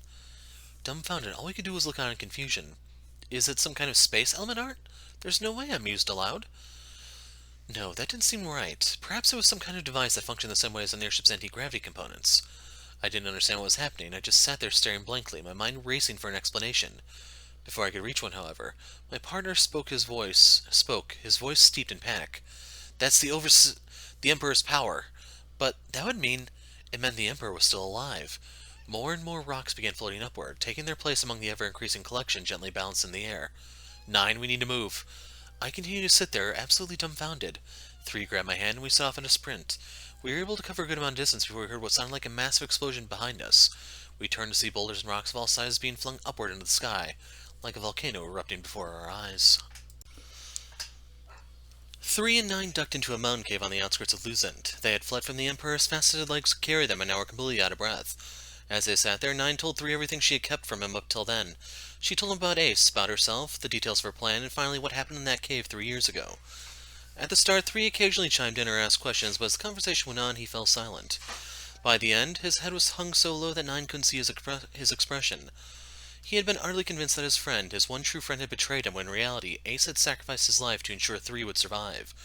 And as thanks for that incredibly selfless act, 3 had not only killed him, but had spent the past 3 years despising his memory. Then came his sister, risking her life to save her brother's killer. 3 felt his chest tighten up as a wild mix of emotions ran through his head, threatening to overpower him. He was grateful for being fortunate enough to have 2 people in his life, Ace and 9, who he could fully trust. At the same time, he felt a bottomless well of anger burst up. Anger at himself, the pathetic excuse for a human being that he was. Battered by his storm of emotions, his breathing became increasingly ragged. "S, are you crying?" 9 looked on in concern, having finished her story. She didn't need a response, however. Three's pained silence spoke volumes. "I'm fine," he said, returning to his usual blunt tone. "Is there anything I can do to make you feel better?" Nine asked. "I said I'm fine." Despite his words, Three's head still hung low. "You're an awful actor, but you're even worse liar. When you're not before me, you know that?" Three sunk down to his knees. Nine moved over to him, taking his head in her hands. She began gently ruffling his hair like a mother comforting a child. "Everything's okay now," she murmured gently. "It's all okay. But Three stammered, his voice growing weak and hoarse. The last bit of Three's facade broke down, overwhelmed by Nine's kindness, and he relented at last. Nine was younger than Three and definitely looked the part, but in that moment she showed an almost motherly level of understanding and compassion. For someone like Three, who grew up without that warmth, it was his first time being comforted by someone, his first time feeling the warmth of family. "I know how strong you've had to be, S. I know how hard it's been, for so long, but it's okay now, I promise." No longer able to hold his emotions back, he finally broke down. A lifetime's worth of tears came flooding out of his eyes all at once. I'm such a wretched excuse for a," he sobbed, no longer able to control his voice in the slightest. Hot tears poured down his cheeks, staining the cool floor of the cave. "That's not true. You know that's not true," Nine said, softly continuing to run her fingers through his hair. "Why am I still alive? Why isn't Ace here instead?" He weakly slammed his fist against the ground in frustration. "Not another word of that. I won't hear it. You're the one who's been there for me for the past few years. You, S. But it's because of me that Ace—" "Listen, that just means you need to fight twice as hard. You're living for him too now." I... I... Three's words failed him as he was overtaken by sobbing, his years of pain and suffering pouring out of him. After some time, Three was able to calm himself down somewhat and regain his composure. "I'm here for you, so you don't have to cry," Nine told him. "But if you ever want to, then that's okay too." "So, which is it then?" Three retorted, his detached demeanor creeping back. He suddenly became aware of the fact he was in her arms and hurriedly pulled away. He immediately turned the conversation back toward exchanging information in an attempt to mask his sudden embarrassment. They finished catching up and turned their attention to their current predicament. "So the Overseer had figured me out. He knew I was going to make a run for it, and that's why you moved to strike first, in order to outmaneuver him," Three thought out loud. "That's right. I've been watching the whole time, waiting for the perfect opportunity to take him down." "Wish you'd told me beforehand." "And let you spoil the element of surprise with your awful acting skills?" Nine gave a wry grin. "Yeah, I don't think so." Three's face scrunched up a bit. Both Nine and the Emperor had caught on to his plan, so there was little room to defend himself in that regard. "I chose the moment he'd be the most distracted," Nine continued, switching to a more serious expression. "My timing was perfect, and my preparations were more than enough. Yet, despite all that, despite everything, despite being buried under a pile of massive boulders, the Emperor was still very much alive. No matter how much she thought, Nine couldn't simply figure out how it was possible.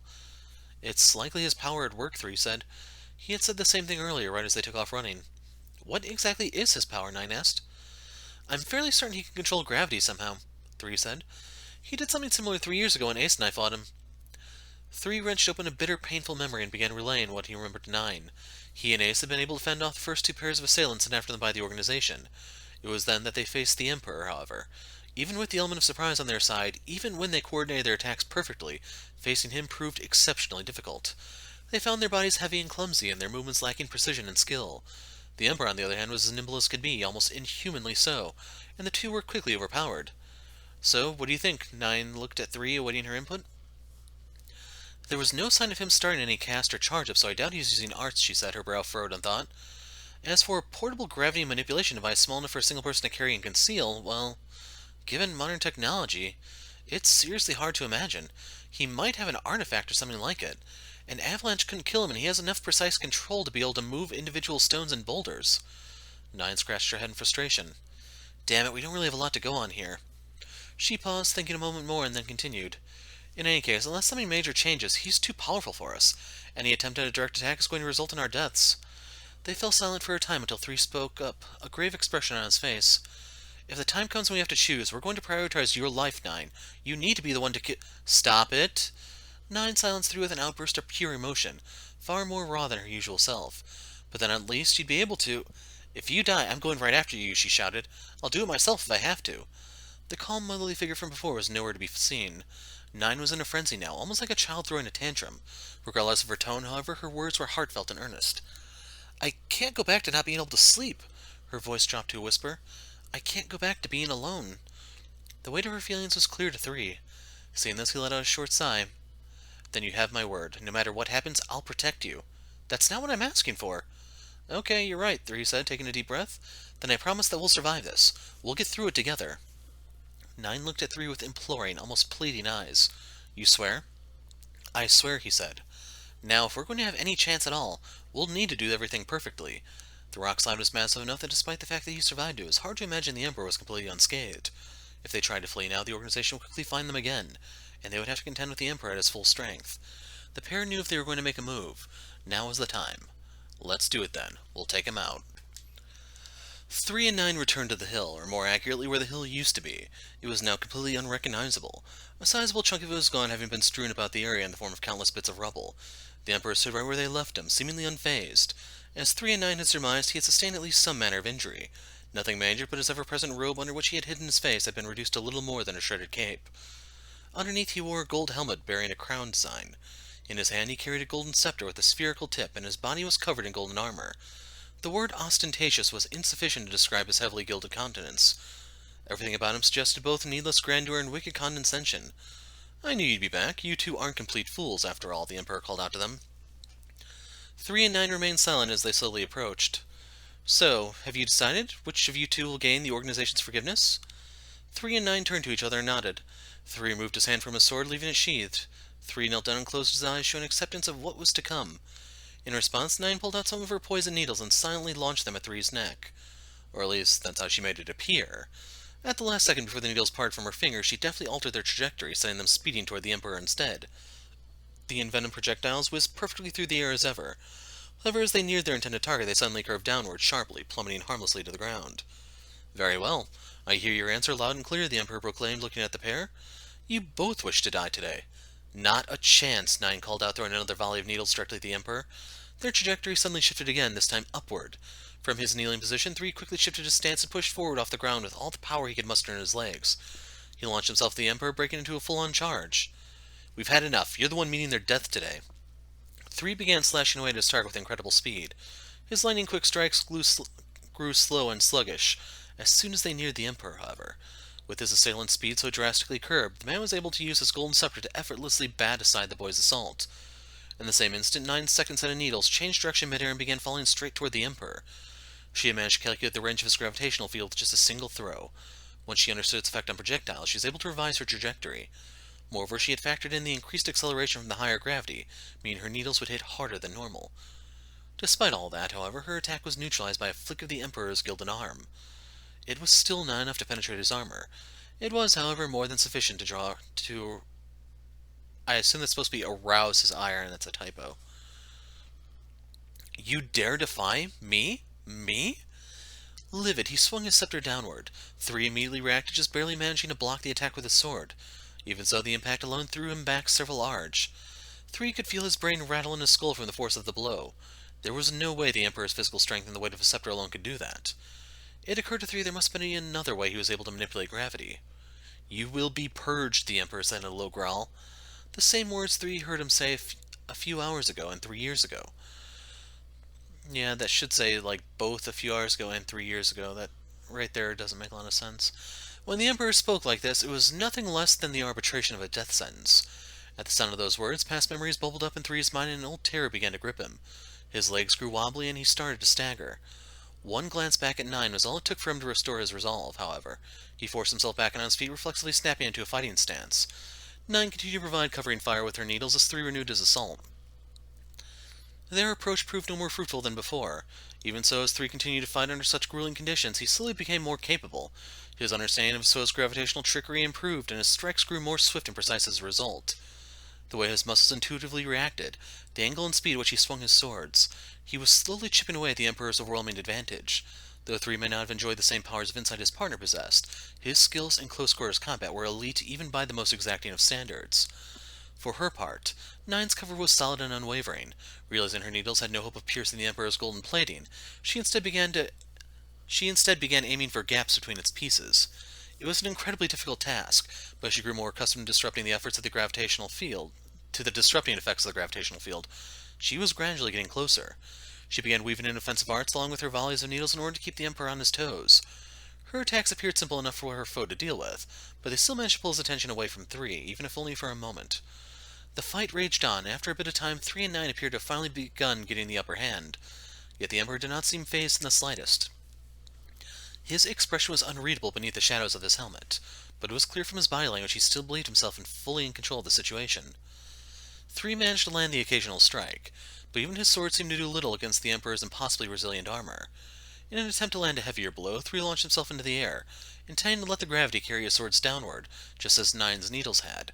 However, he found himself soaring up far higher than he had intended, impossibly so, as though he had suddenly sprouted wings. His mark completely missed. He lost his sense of balance and began tumbling through the air. He quickly realized it had only been due to more of his foe's trickery. Reduced gravity? Expertly seizing the opening, the Emperor raised his scepter overhead and then swiftly swung it downward, as if mimicking this motion.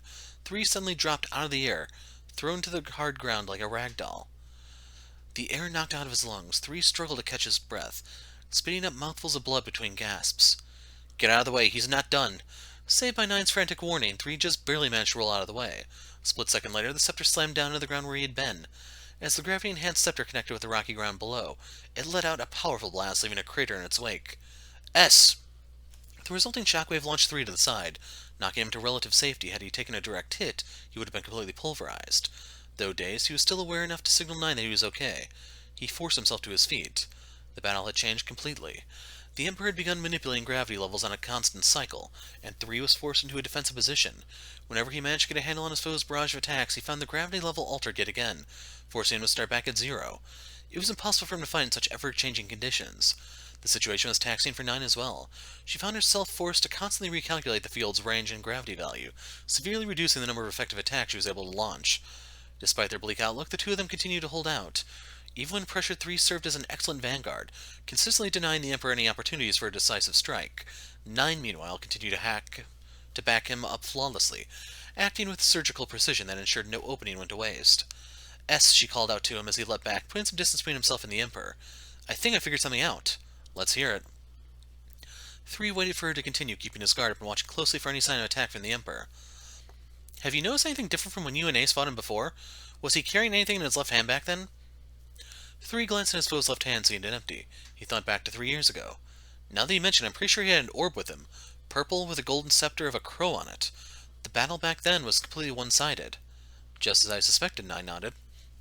3 had also sensed something was different, but had simply chalked it up to the Emperor toying with them, as he didn't consider them to be a true threat to him. Factoring in what 9 had just pointed out, however, cast things in a much different light. "Oh, so you realize?" The Emperor paused his onslaught as though in recognition of 9's keen observation. "You see the implements he has on him now. I suspect at one point he had 4 different artifacts that let him control gravity." "4, huh?" 3 said, taking note of the Emperor's equipment. "Right. A helmet with a crown motif that can increase or reduce the overall gravity level, armor that absorbs the force imparted by attacks the moment they're received, a scepter that sends out a devastating gravitational wave when it makes contact with its target, and an orb with a crow perched on it that allows its wielder to alter gravity on a target-by-target basis."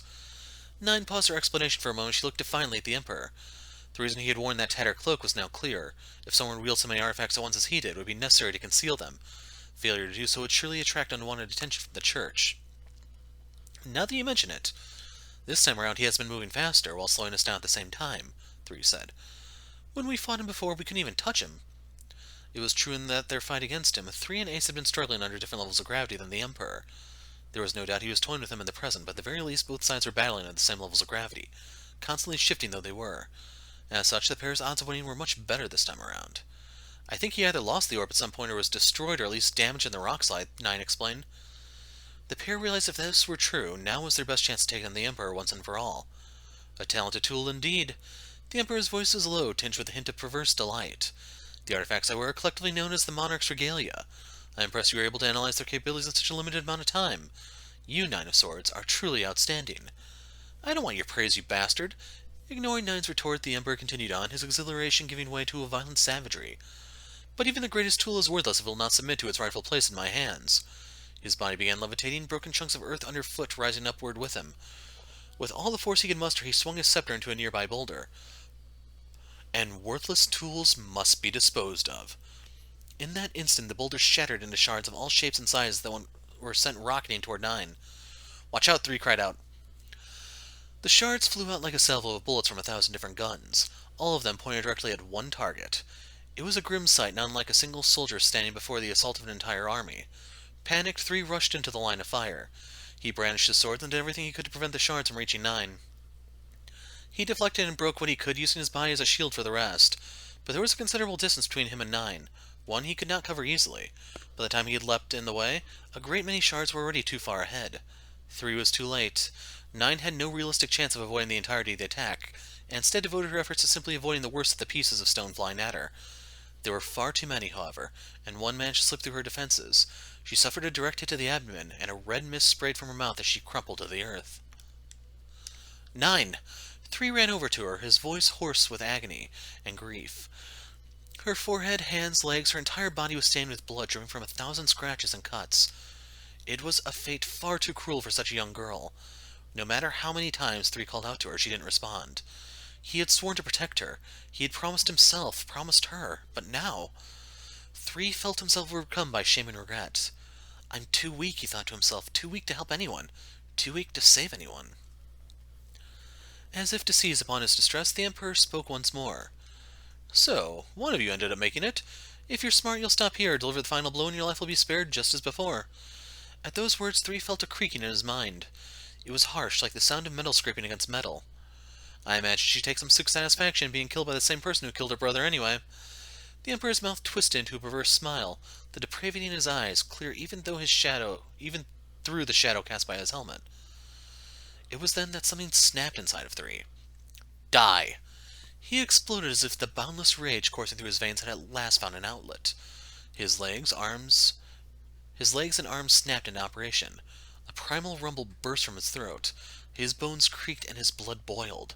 Pure fury ignited his entire body, inciting it to action, and before he knew it, he launched himself at the Emperor.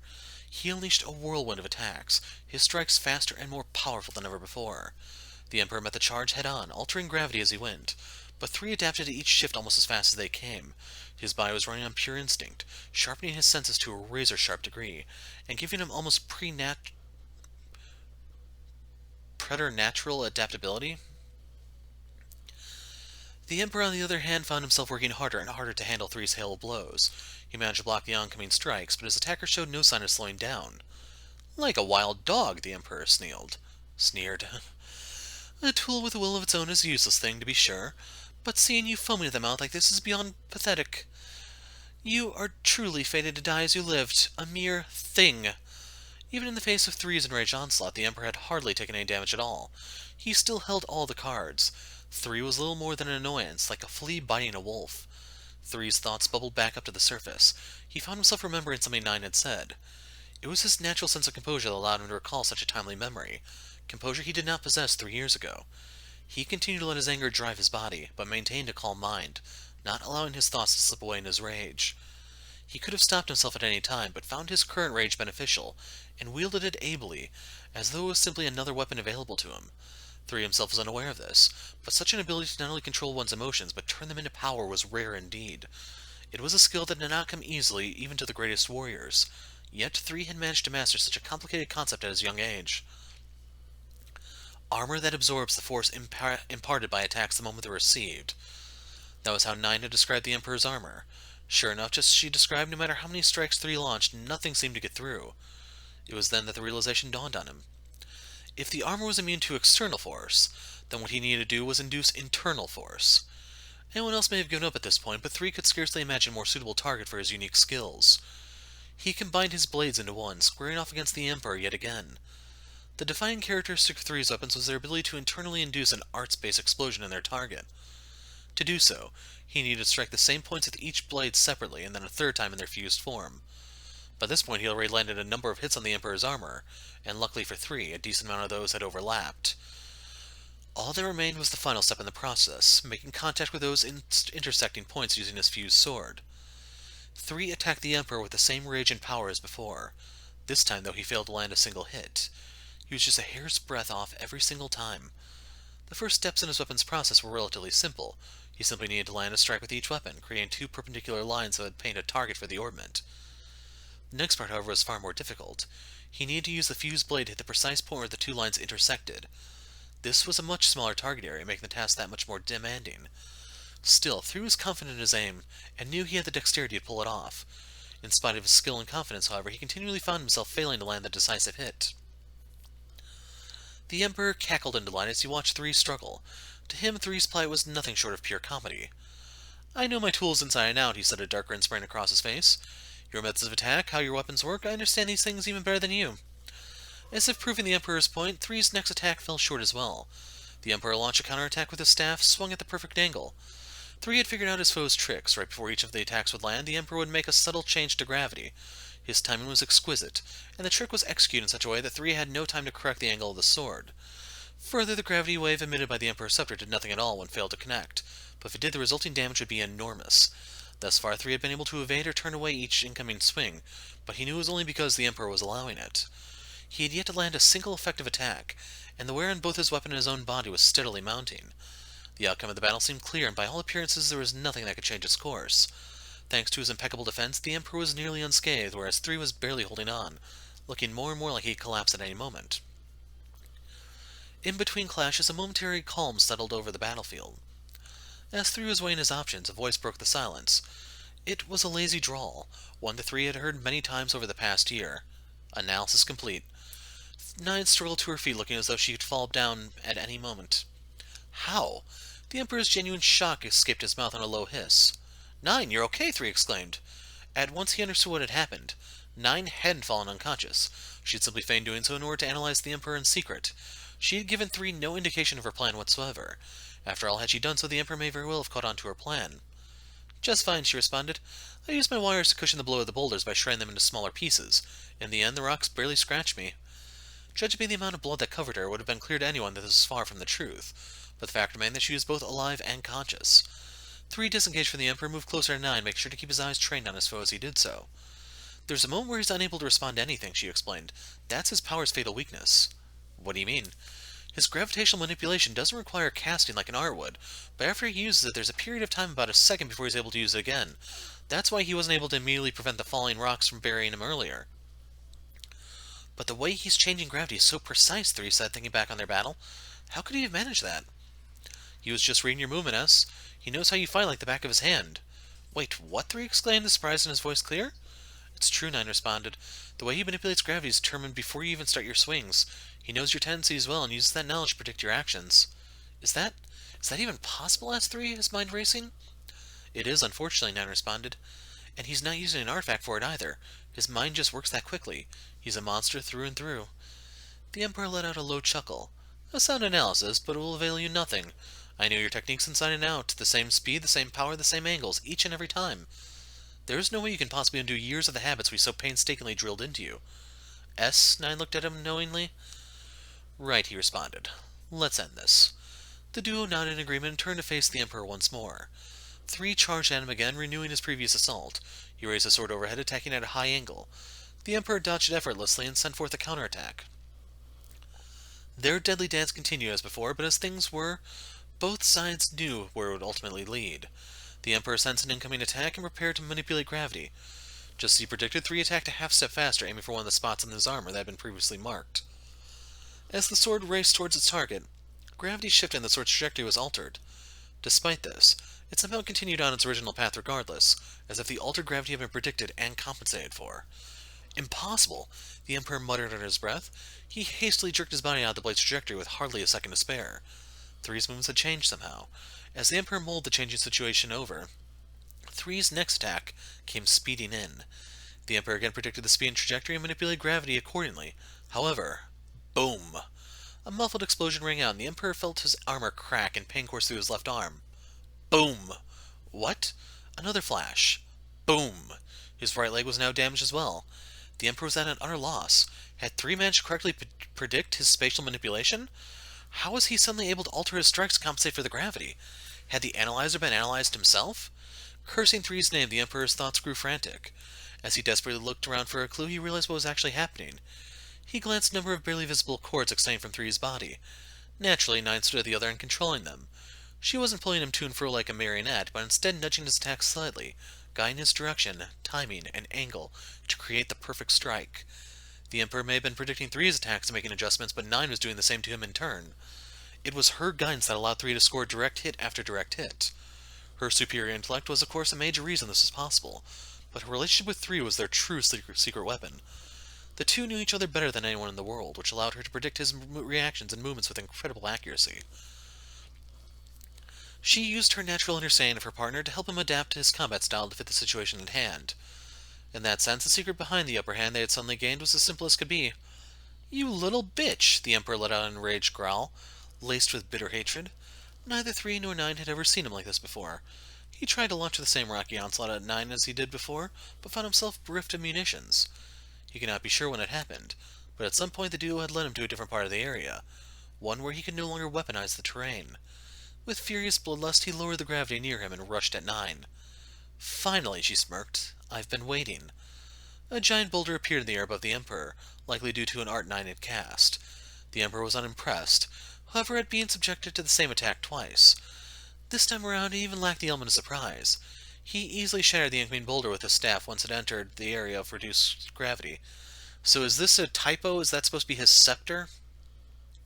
I don't remember him having a staff. But it was this flippant display of arrogance that sealed his fate. As the pieces of the boulder rained down around him, he found himself face to face with a plush toy rabbit, one that had been hidden within the boulder. "No!" he exclaimed, knowing full well it was no mere toy. His realization came too late, however. With a massive bang, the rabbit detonated. Light and heat washed over the Emperor, and his legs buckled under the force. Just then another explosion went off at his back. 3 had landed a solid hit on his chest armor, and the resulting blast had blown it clear off his body. "This is the end," 3 said quietly. The black-hearted Emperor's armor had been destroyed, and 3's blade had found its bloody mark. The Emperor had fallen to his knees, 3's sword protruding from his chest. He looked up at the sky and gave a dry, bitter laugh. "Found some humor in your end, have you?" asked 3. "To think you two would best me," the Emperor said, his voice weak. "I admit it, I underestimated you. You are by far the most powerful tools I've ever had the pleasure of owning." "Enough! We're not your tools any longer," 3 said, gripping his sword, preparing himself to silence the Emperor forever. So he thought to himself the moment to kill had come, yet again. The thing he hated most, the thing he would never grow accustomed to. Things were different this time, given that the man who stole away his humanity in the first place now sat at the end of his sword. But that didn't stop 3's hand from trembling. "S?" 9 said, gently moving closer. "We'll do it together, okay?" Her typically light and relaxed expression was now serious and sincere. "Okay," 3 responded. This was it, the moment where the two would put their tragic past to rest. 9 placed her hand on 3's, steadying his weapon. Her warmth abated his trembling ever so slightly. That's another typo there. They moved to raise the sword together. In response, the Emperor spoke once more. "Every arch of your path thus far has been stained with blood, just as the rest of your lives shall be. Your fates are immutable. Kill or be killed. Control or be controlled. You will end up no different than I. We will ever be one and the same." "You're wrong," said 9. "We're no longer anyone's tools, and we'll never force anyone to be ours." "After this, we're done," said 3. "You're the last person we're ever going to kill." The two took a deep breath and spoke in unison. "Farewell." Off in some far-flung region of Calvert, a horse-drawn carriage plodded along. Aside from trains, most terrestrial transportation had long since switched to orbital cars, so such an old-fashioned mode of travel was a rare sight to see. The more rustic method did have its certain undeniable charm, however. A boy drove the carriage, while a young girl of about the same age lazed about within. "Makes you wonder how he got that way," the boy said, thinking back to the Emperor's face, the one that had been obscured by both cloak and helmet. His appearance had been a poor fit for his monstrous behavior. If anything, he had been rather handsome. "Well, if you don't mind rumors and hearsay, I might have an answer or two for you." The girl's response came from within the carriage, delivered in her usual sleepy drawl. "I'm listening." "Well?" The girl's story went something like this. In a small country in some corner of the world there once lived a vile, oppressive king. His reign was tyrannical, his rule evil, and his people lived in fear. One day he died, and his son, the crown prince, was enthroned. The prince, this new king, was at his core a kind and gentle soul who strove to govern in a fair and just manner. He was determined to avoid his father's errors, but perhaps because they were too accustomed to fear, no one met his new king's ideas with an open mind. Free assembly and speech had already been brutally suppressed during his father's reign, and the people's rage had already reached a boiling point. Violent voices grew louder and louder, eventually resulting in a revolution. The Revolutionary Army launched an assault on the royal palace and forcibly converted the country into a republic. Holding the new king accountable for his father's sins, Suddenly finding his life at risk, he had no choice but to flee, leaving behind his country and his entire way of life. "You're telling me this prince eventually became the overseer?" the boy asked, his brow wrinkling in thought as he turned the story over in his head. "Who can say?" shrugged the girl. "I don't know if a kingdom like that ever existed in the first place." The girl rolled over to continue dozing as the carriage bumped and bounded its way along the road. "Assuming this is more fact than fiction, then," what the boy asked. "He was too kind and lost control of his kingdom, so he developed a powerful desire to control others? It's hard to believe."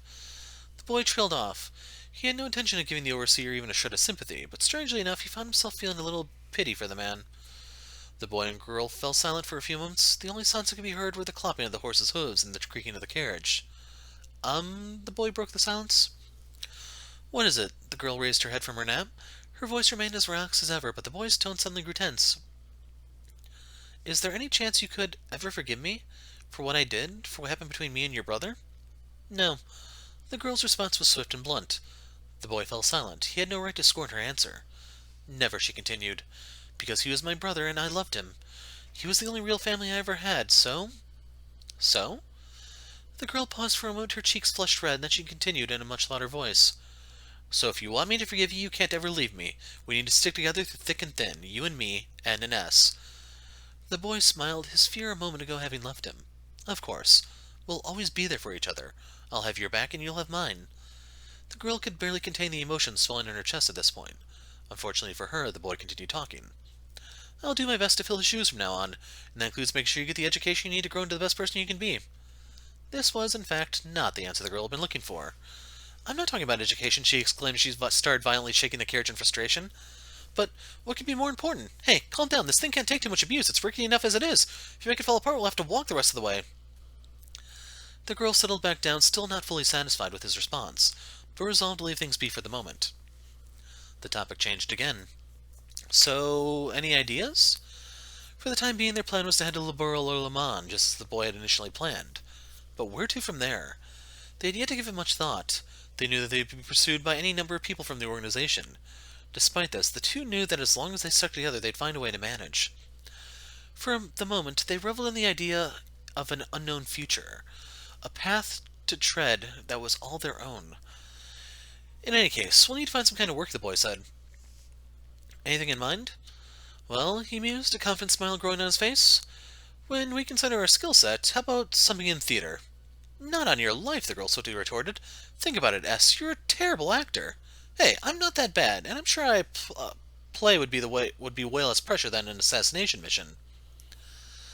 A tad deflated, the boy sank back into his seat, but then threw out another idea, one somewhat more plausible than the last. "I know. How about we become racers?" "No way." The girl rejected the idea again, but with a bit less bite than before. "I've heard they get super busy. No sense escaping one grave just to work yourself into another." There was also the question hanging in the air over whether the Bracer Guild would even consider taking on people with the duo's unique background. All things considered, however, it wasn't the most outlandish idea. "Fine, fine. What's your bright idea, then?" "Me?" the girl yawned. "All I want to do is lay around in bed every day, just sleep, sleep, sleep." "You're ridiculous," the boy sighed. His face lit up suddenly as he remembered something. "Oh, right. What is it?" "Names," he said with a hint of excitement. "I just realized we haven't shared our real names with each other." "Right. N is short for Nadia. That's my real name." "Mine's Swin." "Huh," the girl said, hiding a small smile. "So S wasn't too far off, then. Pretty crazy coincidence." There was a good reason her nickname for him had been so close to his real name. Her brother had mentioned in one of his letters. She had known Swin's name before their paths even crossed. After they had worked together for a bit, she decided she wanted to call him by something that resembled his actual name rather than his organization moniker. This, however, was something she intended to keep to herself. "Well, in the end, you'll always be S to me and I'll always be N to you, right?" "Yeah, you're right." The carriage continued its slow roll forward, as did their conversation. It was profound at moments, but was otherwise silly, lighthearted, and most of all, free. The boy's name was Swin, S. The girl's name was Nadia, N. Together, they were travelers. Travelers discovering their newfound humanity. And to find out what happens next, you gotta play Trails of Origins. So those are the two characters with the doll and the Hermit, or C as you want to call him. So I'm not going to share who I think C is vocally here. If people are interested, I will post it in the comments. It's fairly obvious, I think. I won't bother dropping any clues unless requested, but there you have it, 3 and 9. So this is required reading for the upcoming game, as I said here, because that's one of the three major routes, and it's technically the one route we haven't seen before. But otherwise, there may be little bits and pieces here in the game that you'll see referenced in there, particularly relating to C. But that's only if I actually am correct. So that was the book for you guys. I hope you enjoyed. I'm the Hero of Light. Thanks for watching, and goodbye.